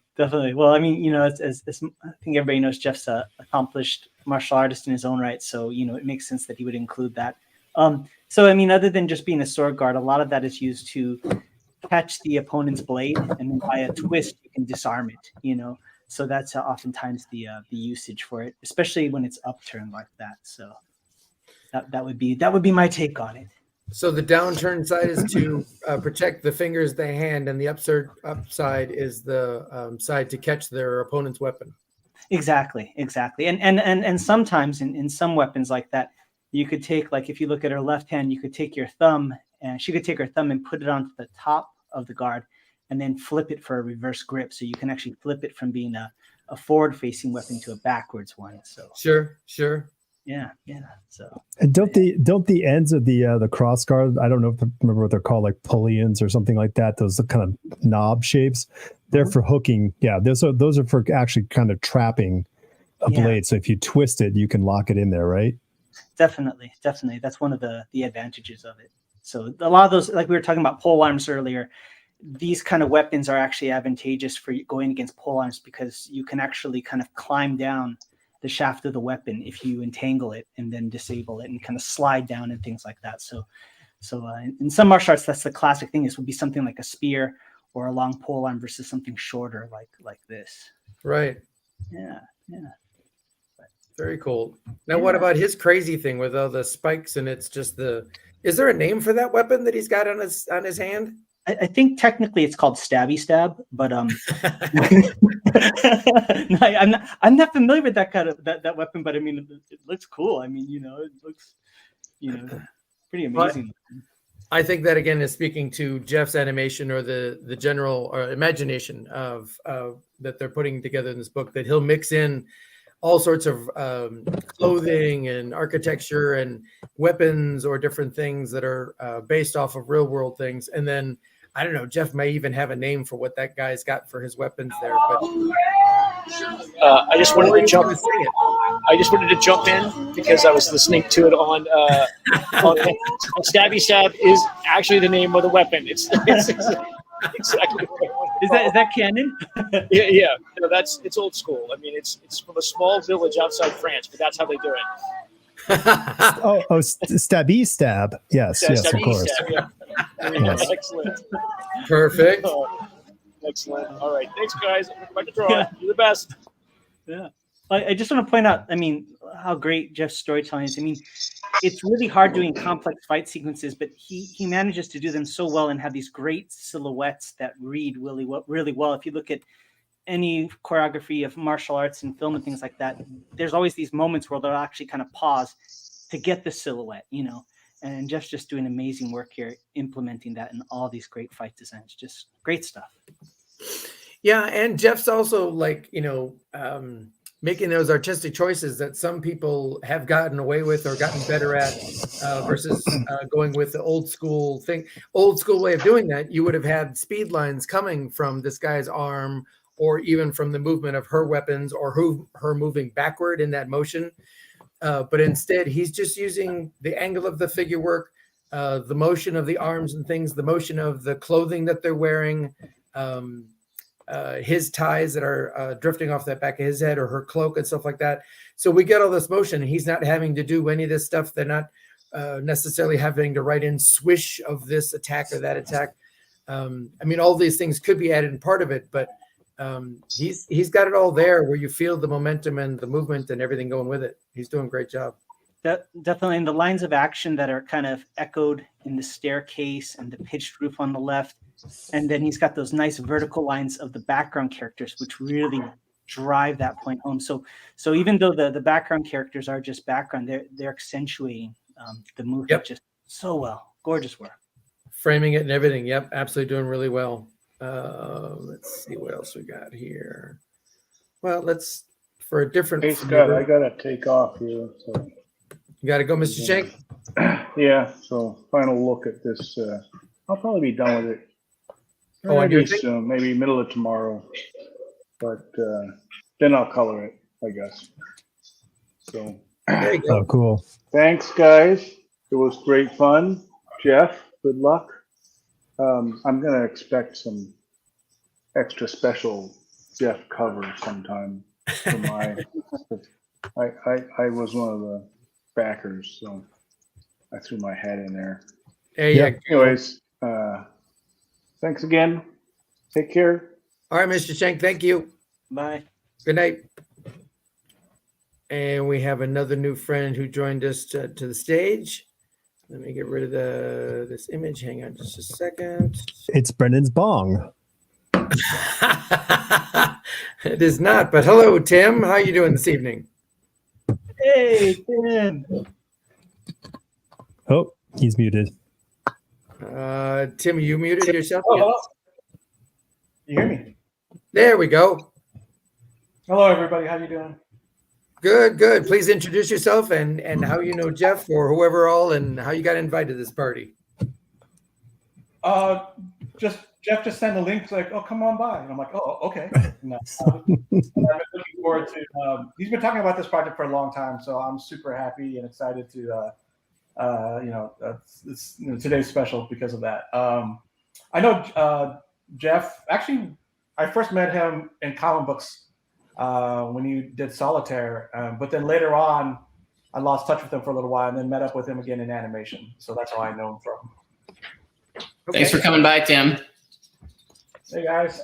And I heard my bong mentioned, so I came back really quick, but I should probably just go attend to it. All right. Tim's also our DM, so and any of the polearm questions you can address. Oh, the official answer. Oh, I got you. All right. Here we go. What's Jeff doing right now? He's outside drawing. Mr. Johnson has had some technical difficulties with his Wi-Fi and stuff, so his mic, I think, is off at the moment. But he's got a tent over himself and protecting him from getting wet, and he is drawing some crazy dragon thing there that I think. Oh, that's a dragon. Okay, now that I see it up close, I'm sorry. I saw far away. Oh my God! Yeah, I see the wings now. Cool. Yeah, that's great. Oh my God, that's on like a huge pad of paper. Yeah, he's done that a couple of different times for drink and draw stuff. Really cool. I love it. Are you guys bringing back the drink and draw? I know you guys been off there for a while. We have, and I know that the main guys, Jeff, Dan, and Dave, and such. I know they've been trying to organize something that they're going to be getting back together with. I'm not sure where that's technically at the moment. I know they've been working on it. Is basically all that I can think I could say about that. I know we've also talked between Jeff and Steve and I about bringing back our another round, that spin-off drink and draw show, and hopefully we're going to do that in 2024. We've been waiting for some things to kind of clear up, everybody's schedule to calm down a little bit so that we can focus on those weekly shows. That would be really great. I think we all had really a lot of fun doing it. Oh, yeah. Awesome. Yeah. Been enjoying listening to them. Yeah, no, it'd be, we really had a good time with all that stuff, either talking to the animated friends that Jeff and Steve know from the various jobs, or the comic book people that we got involved or interviewed, stuff like that. It was really fun to play in all sorts of different avenues of that artwork, and talk about it and talk about how they interrelate and all sorts of stuff. So hopefully we will get back to that soon. Nice. When Jeff isn't playing D&D at night or some other things, or going to his martial arts classes, or the million other things that Jeff winds up doing during the week time. That man is very busy. Not let alone drawing. Just to be fair, we only have him for just a little window of time. We don't take him. We don't play every week. Yeah. No, that's true. That's true. But I'm super blessed to have him. He'll occasionally draw moments from the game, which I'm like, wow, when do you have the time? But he'll just bang it out real quick, and I'm like, oh my God, that's awesome.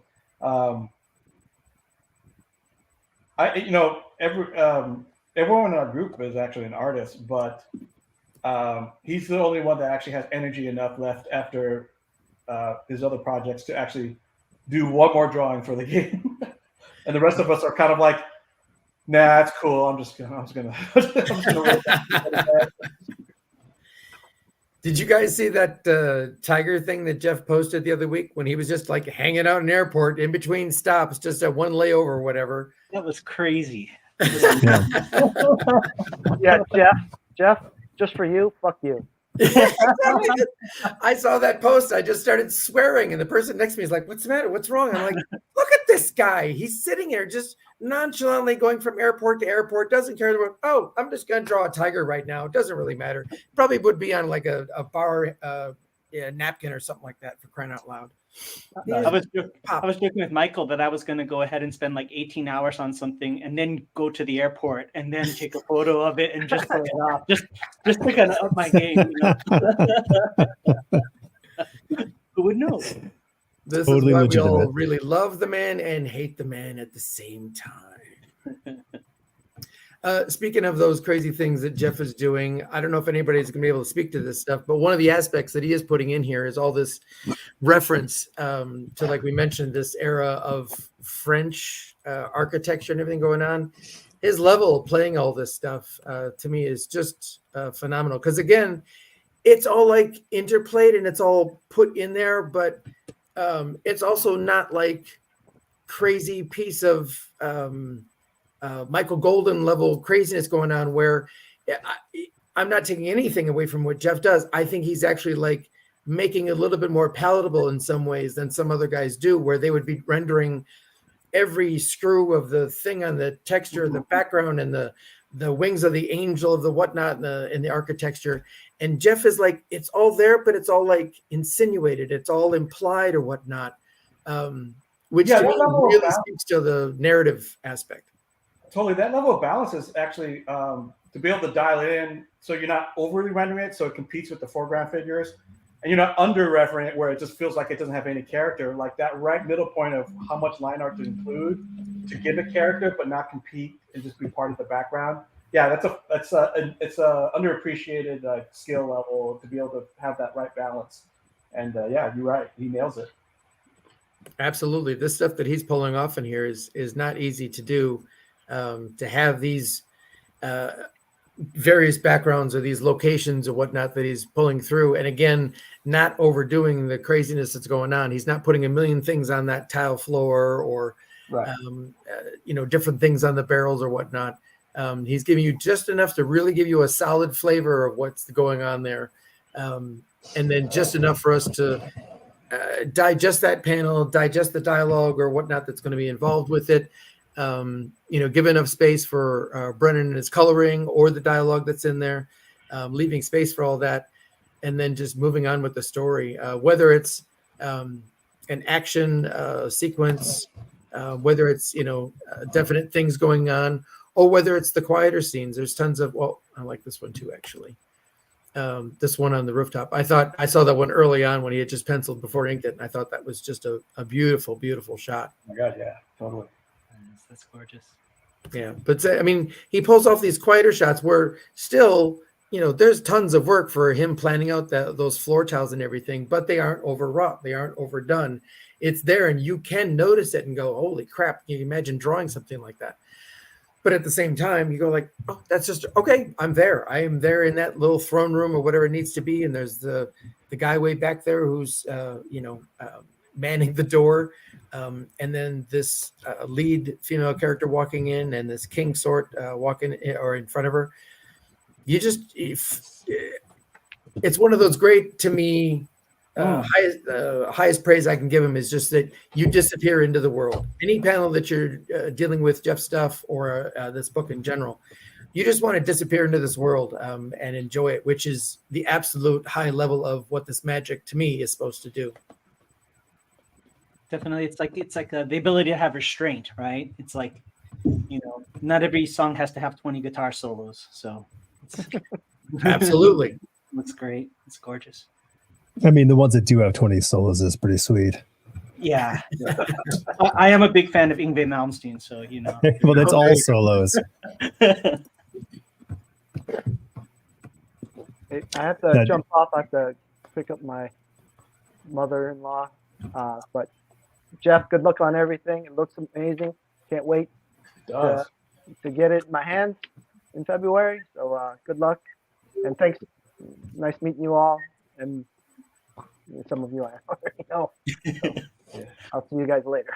Thanks for coming by, Michael. Thank you. Bye. Hey, Mike. Good night. All right. So to be in complete contrast to what you just lauded Jeff with all that loveliness, which is so absolutely true. Here, I will share. We're gonna talk about him now. Then we're gonna do the opposite. No, I'm joking. Yeah, you're gonna see the complete opposite of someone who doesn't have a clue how to. Let's just go in here. There you go. So Well, everybody, I mean, that's the other part of this. It's always fun to me about making these comic books is everybody has their own fingerprint, basically, is how it should come across. That's awesome to me. Yeah. So that's a neat piece. And a wakizashi. So I'm sticking within the sword theme, right?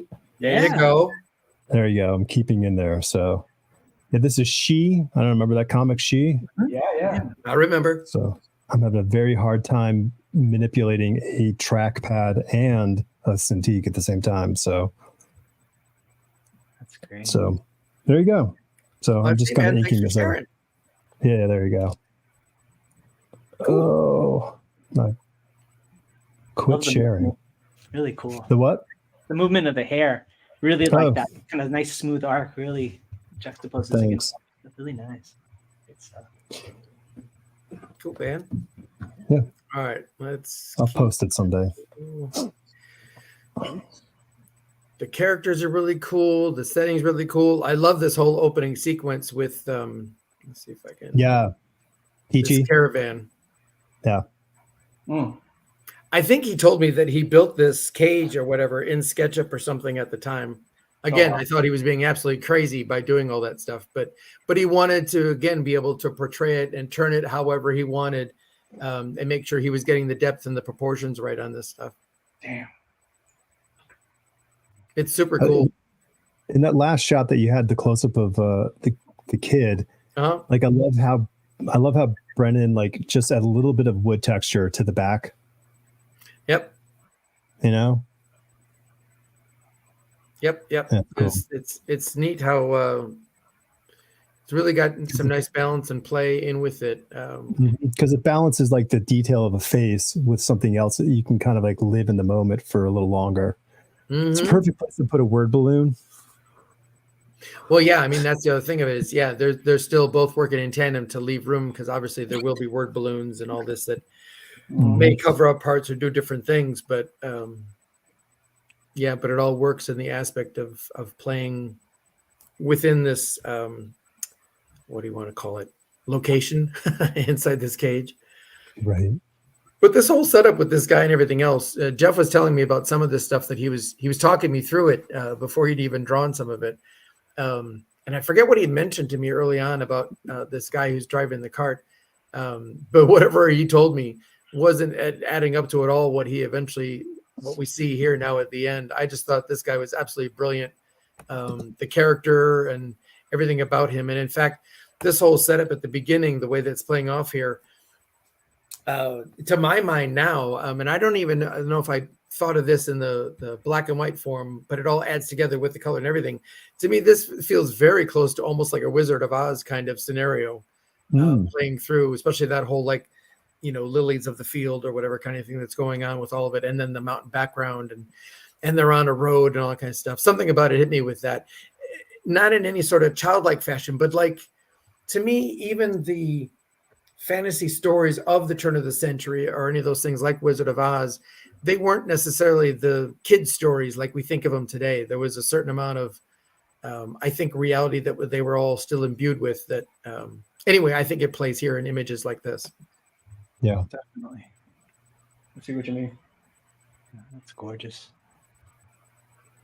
Such neat stuff. Yeah.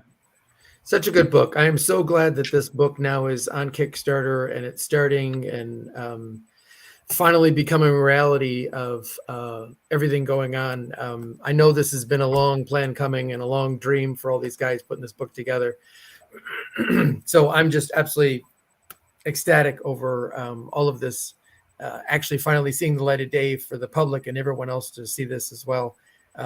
I think it's just great. And I can't wait for them to, I know that they have plans beyond this, that, there's this first mini series they've all written in the middle of working of drawing and coloring. I know the first issue is done. And the second issue is pretty much done. But I know that they have at least, I think, 5 more mini series planned out already. So, as soon as we get this ball rolling and the fans connect with it, I think this is going to be one of those nice long projects that, like his Way of the Rat or Time of Wonder Man or even Solitaire to some extent, that not only will they have fun with it, but they're all such real pros about this whole thing that I can only imagine how much better this series is going to be by the time we officially hit the second miniseries, at like issue 10 or issue 20 or whatever, basically of the long playing of this thing. To me, in a very similar way of like how Mignola played out Hellboy, where Hellboy was great from issue 1, page number 1. But when we got, 3 miniseries or whatever into it, when we got basically 30 issues into it or something with what Mignola was doing, to me, it was light years from where it even started. To get that much better. And that's just one of those things to me where you can only have that bonding between artist and the subject matter after time is played by. I know the books that I've worked on in the past, if I've been lucky enough to be on that book or on that subject matter for longer than 5 issues, I felt like my work got tons better during that time. And if I got past, 1 year and I got longer than that, then the book was even stronger by that point. So I can only imagine how this book is going to be amazing if we just keep chugging along on this and make sure that this thing hits its goal and goes on and keeps going. Definitely. And it's a great opportunity for the backers, because if you enjoy the creators, which, they should, the team is amazing, but you can actually be completely invested in it and keep it going. How many books or series have we all gotten into? And then for, various reasons, it kind of falls through. This is kind of, direct, farm to table, for lack of a better word. I love that. Very much so. I like that very much. That's very much what this is. Yeah. Totally. And And, of backers, we're at 40 backers now. We've nice. just gotten we're $2,180 in. So that's a nice, strong opening evening, I'd say. Oh, definitely. People with discerning tastes. Yeah, we're doing pretty good. And I'm sure more of these backers hopefully will talk to their friends and keep sharing this information. And we'll all keep sharing the news on the various social medias to keep reminding people that this is out here and what a great book this is going to be. Definitely. And just add something, Patrick and I, do a lot of stuff with crowdfunding. One of the things that we often tell people is, the great thing is, first of all, there's different reward tiers, there's different price points. So whatever your ability to commit or support is there. But even if it's not the right time for you or whatever, you can always share. It just takes like a couple taps of your index finger or clicks of the mouse or what have you, and you can help get the word out. So whether it's big or small, everybody can kind of contribute to the cause, and definitely encourage everybody. Right. It's a wonderful chance for anyone who's excited by this project, right? To just have a little bit of ownership just by sharing it. That's how simple support can be on the crowdfunding tip.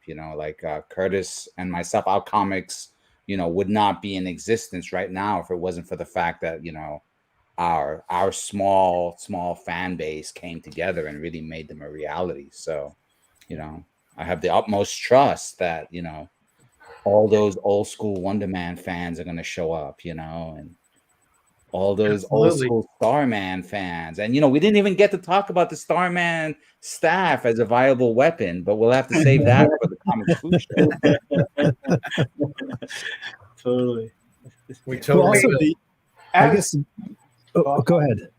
Yeah, as Jeff's DM, I gotta say. Oh, it got dark. Jeff, can you see? No, really. I don't know how he's still doing that with that level of light. Yeah, I draw digitally now because the constraints of physical media are too much for me. But dude, more power to you. I can barely even see that, but it looks energetic. Maybe his camera's a little bit dark, but he might be drawing by Braille. Yeah. There's some nice kinetic movement there. I can't really. Yeah. Here, let's blow him up. Let's see what we got. That looks sick. It does look really cool. So again, I'm going to color that as an incentive bonus for the Kickstarter. Oh, cool.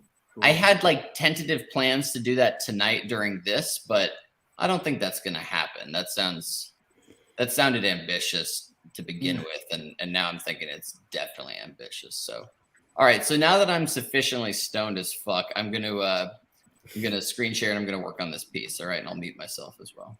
Well, I have one important question for you, Brennan.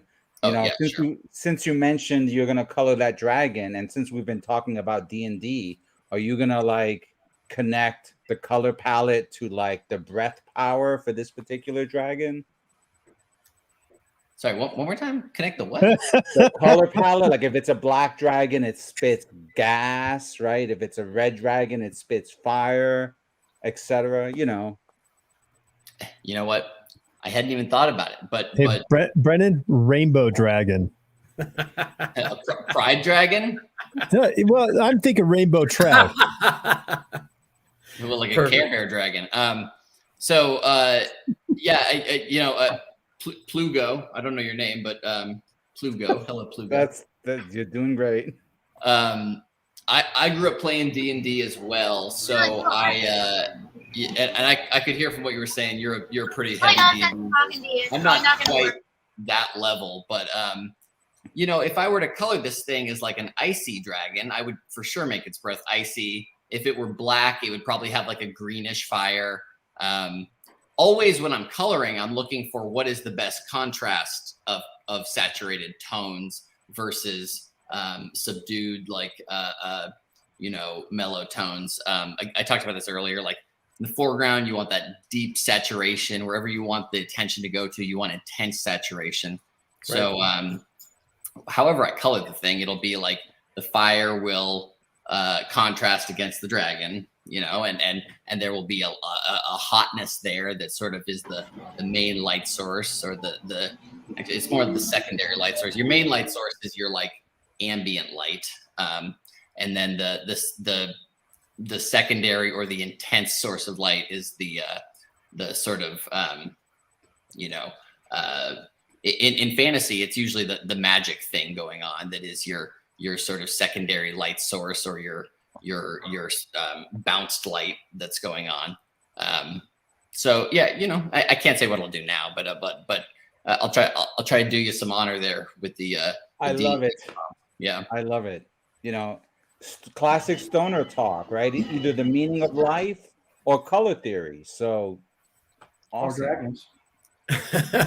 I'm not even traditionally trained in color theory, really. Like I went to college for a little bit, but I dropped out ultimately. I think color, for the most part, is an intuitive skill. It's something that you just kind of feel out. It's very spur of the moment. You have to, as I said earlier, you have to have intentionality. You want to have a vision first and foremost. Before I start any page, I'm acknowledging again like what time of day it is, and then I'm acknowledging where the main light source is per panel. So as it shifts around, I can tell light's coming in from here on this panel, there from that panel, and I want it to shift around. That's just a good camera movement.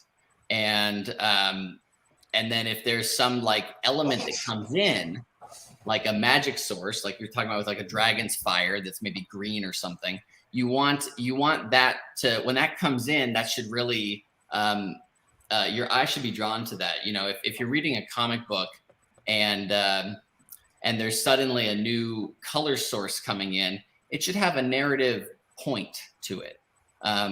And really all color in comics should have a narrative point to it. You're trying to highlight what is being said here. I mean, most people read comics and they like, it's like boop, boop, boop, boop, boop. Like they're not lingering on the art like you guys are. You guys are awesome. But like most people don't linger on this stuff. And so you need to sort of take them by the hand and show them what is important step by step. And I think that honestly leads to like the best looking art, because the art then is distinct, it's bold, it has a point to it. It has, as I keep saying, there's intentionality.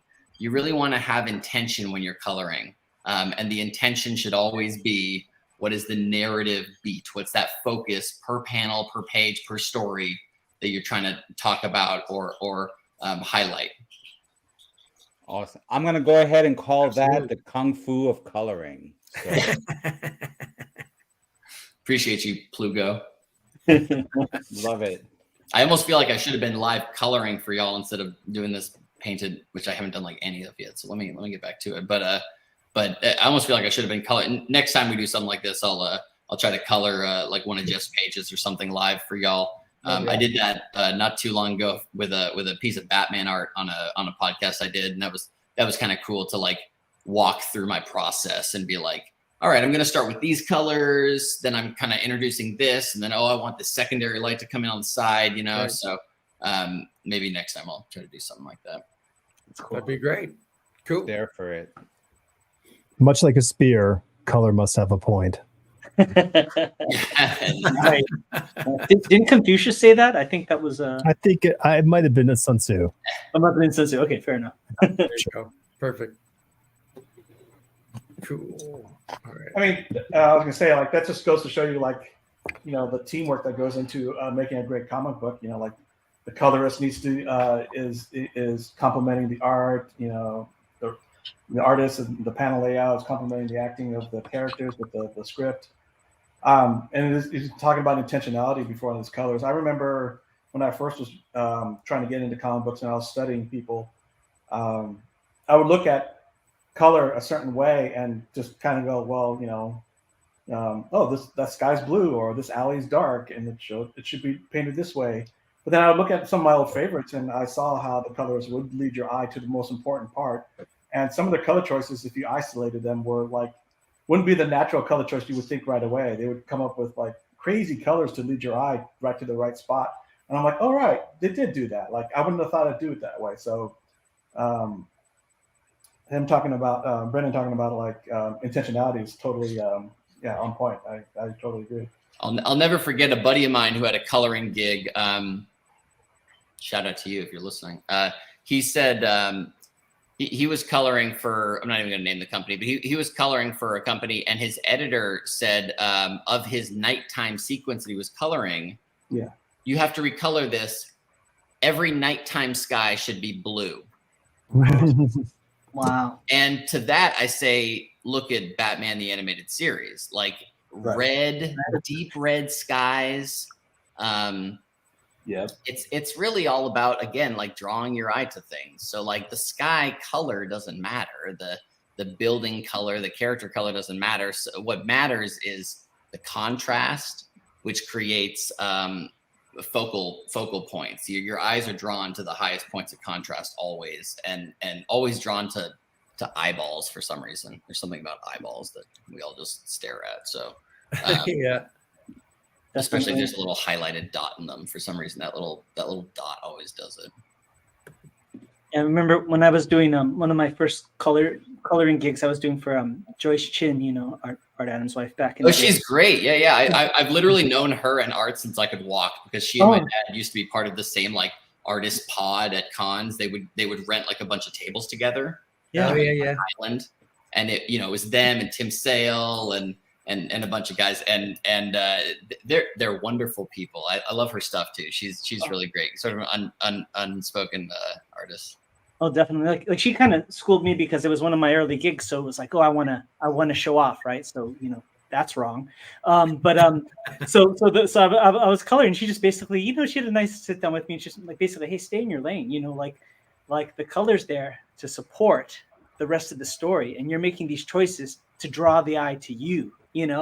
And it was like one of those definite aha moments, right? Back to restraint, a little embarrassing, but talk about a life lesson. And then from there on out, it was like, kind of knew my role, my direction. So yeah. I've had that problem on projects too. It's recognizing when to remain, not as noticeable.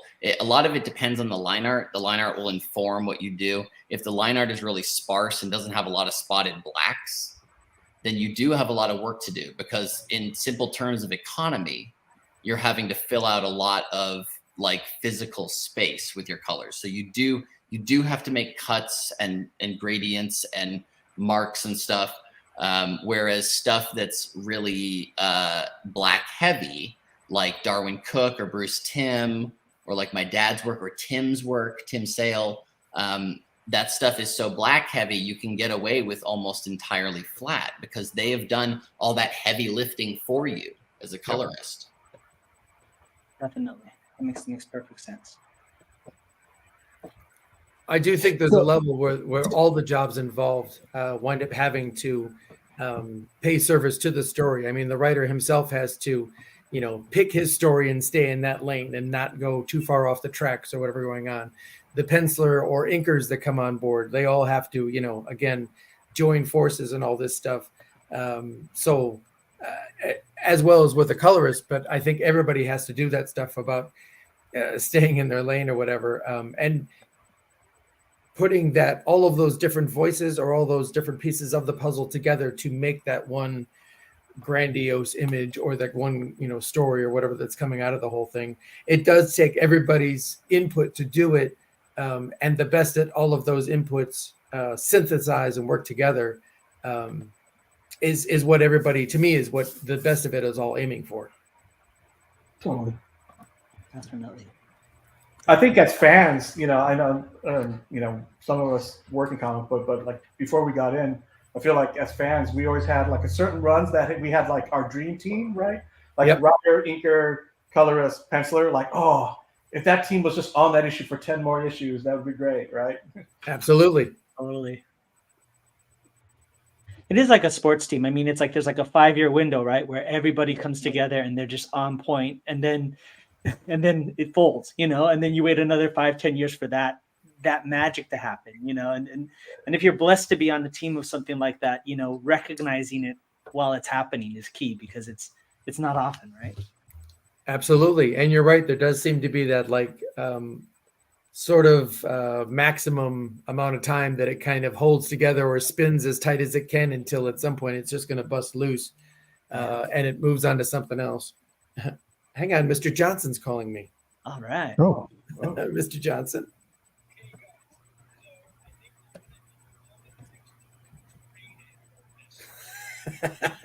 Okay.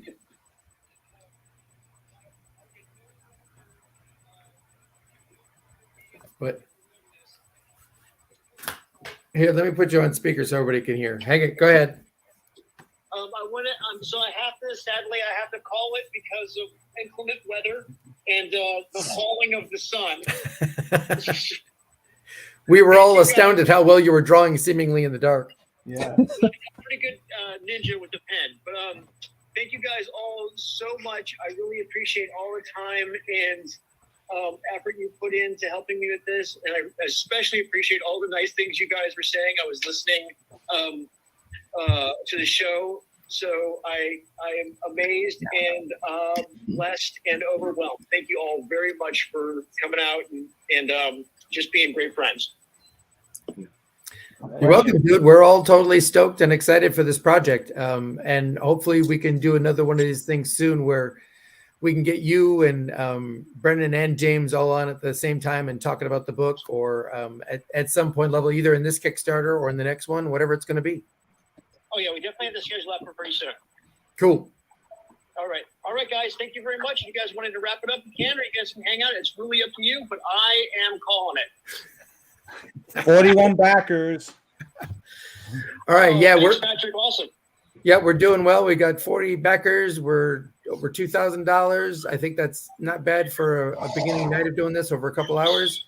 We just need to keep the word out there going, and we'll get this done. No problem. We should hopefully have it backed up in a day or two. All right. Thanks, guys. I'll talk to you tomorrow. Thanks, Jeff. Bye, Jeff. See you, Jeff. Bye. So one final incentive that we haven't spoken about, and I'll speak for since this comes from the writer. James has prose in the back of every issue that they're doing through Kickstarter. Oh, yeah. This will not be available in the collected trade when there is one, if they do one. So, nice. Like letters to the editor. Right. So for anyone who wants to actually read story, like prosaic story, it's in there, and you can only get it through the Kickstarter issues. Damn, Alex, I didn't even know that. What are they about? What are the stories about? You know? I'll forward you the first one if you want to read it. Sure. I had no idea that was happening. Yeah, I read the first one too. It's really, really cool, and it's great. It gives you a piece of the puzzle that's implied in the beginning of the comic book, but it's not explained. It goes somewhere. Cool. Yeah, and it goes somewhere because it will eventually weave and tie itself into James's novel that he's written. So there's this whole we didn't even thing talk that's about going that at all either. No. But you could listen to my podcast with James, the Tradecraft podcast, and hear James speak about his novel. And I'll be on Alex's podcast soon as well. Yes, you will. You just need to pick a day or time. Excellent. Yeah, let's do the 16th, Alex. Okay, done. I'll send you the thing. Look at this. We're getting business done. This is great. The 3 o'clock ish one. Yeah, totally, dude. Totally. Done deal. We're gonna have a good time. Cool. All right. Is there anything else we need to cover? Oh, I was going to say something earlier. Like, I'm sorry, Curtis. I'll try to be real quick. But I came on a little late, so you guys. I'm sorry if you already said this already, but for me, I'm gonna try to forward this info on the Kickstarter along to like my RPG D&D friends who may been out of comic books for a while, because a lot of them still think that there's mostly just tights and capes comics out there, that they're like, oh, because they know like sometimes fantasy comic books are out, but like only a handful, and I think they would be happy to know like, hey, another fantasy genre comic is coming out. So I'm gonna try to let that friends in that demographic know. So that's me, and hopefully some of the other people that kind of have a foot in each world will do the same. That's cool. In fact, I think it might have been you guys that suggested to Jeff that he write up his characters in the D&D fashion. So it's like, oh, right, he's doing that, isn't he? I thought it was a good idea for extras. Yeah, that's brilliant. I think that's brilliant. Yeah, that's one of those perfect little additions that's really neat. And it's only, I think, in this Kickstarter is where you're going to get that. Yeah. And if anyone wants to check out a book that is not fantasy or superhero, spandexy centric, again, my book from Dark Horse, St. John. I'm just going to plug it one more time. It's called St. John. I'm the writer and the colorist on that. It's my first creator on comic book. I'm very proud of it. If you want a story about like actual heroes that aren't just like a pessimistic deconstruction of dark vigilantism, our story is grounded in reality, has real human elements to it, is a real throwback to what it meant to actually be involved in your community. So please check it out. Cool. And we'll do that too. Jeff and James are, and I hope Brennan's available, but they're going to be on our show, Patrick and my show, the Comics Foo show next week, talking about Rogue's Kingdom. What would we say, Patrick? The 17th? Tuesday, October 17th, 8 p.m. Pacific. We'll be live, and we'll take an even deeper dive into the martial application of bizarre fantasy. Do you guys want me there? Yeah, if you're available, we'll totally. Please. Let me send myself a message. That's the 17th at 8. Yes. 17th, 8 p.m. Comics Foo show. I see it in the messages in the comments right now. That's cool. Yeah. So I'm just gonna message myself it so I don't forget. But I just want if you guys want me there, message me at least the day before, saying like, just checking in. We're all good for like tomorrow at 8, and then I will be there. Okay. Sure. I think we're connected on Facebook, so I'll do that and make sure Jeff has the info. So great. And look forward to having you. And so it's the Comics Foo show we'll be on, and you can find my stuff at theshadowghost.com. It's the Kung Fu comic by Kung Fu Master. And Patrick, for you, where my latest project is called A Tiger's Tale, right? That's on atigerstale.com, and you can think of it as the Jungle Book learns Kung Fu. It's in the spirit of Bone and Yojimbo, in terms of it being aimed for all ages, but spent a lot of years putting a lot of martial arts philosophy into the mouths of talking animals who also fight. My instincts are to say, that's great. Like the Phantom. Yeah, that's like my instinct there. Jungle Kung Fu. My head goes right to the Phantom. Same. Very cool. Nice. Awesome. Thanks a lot, guys. This has been a great pleasure. Hope to catch you all again soon. This was great. Thank you guys all for showing up. And again, we're all here to really push forward this Rogue's Kingdom book by James, by Jeff, and by Brennan.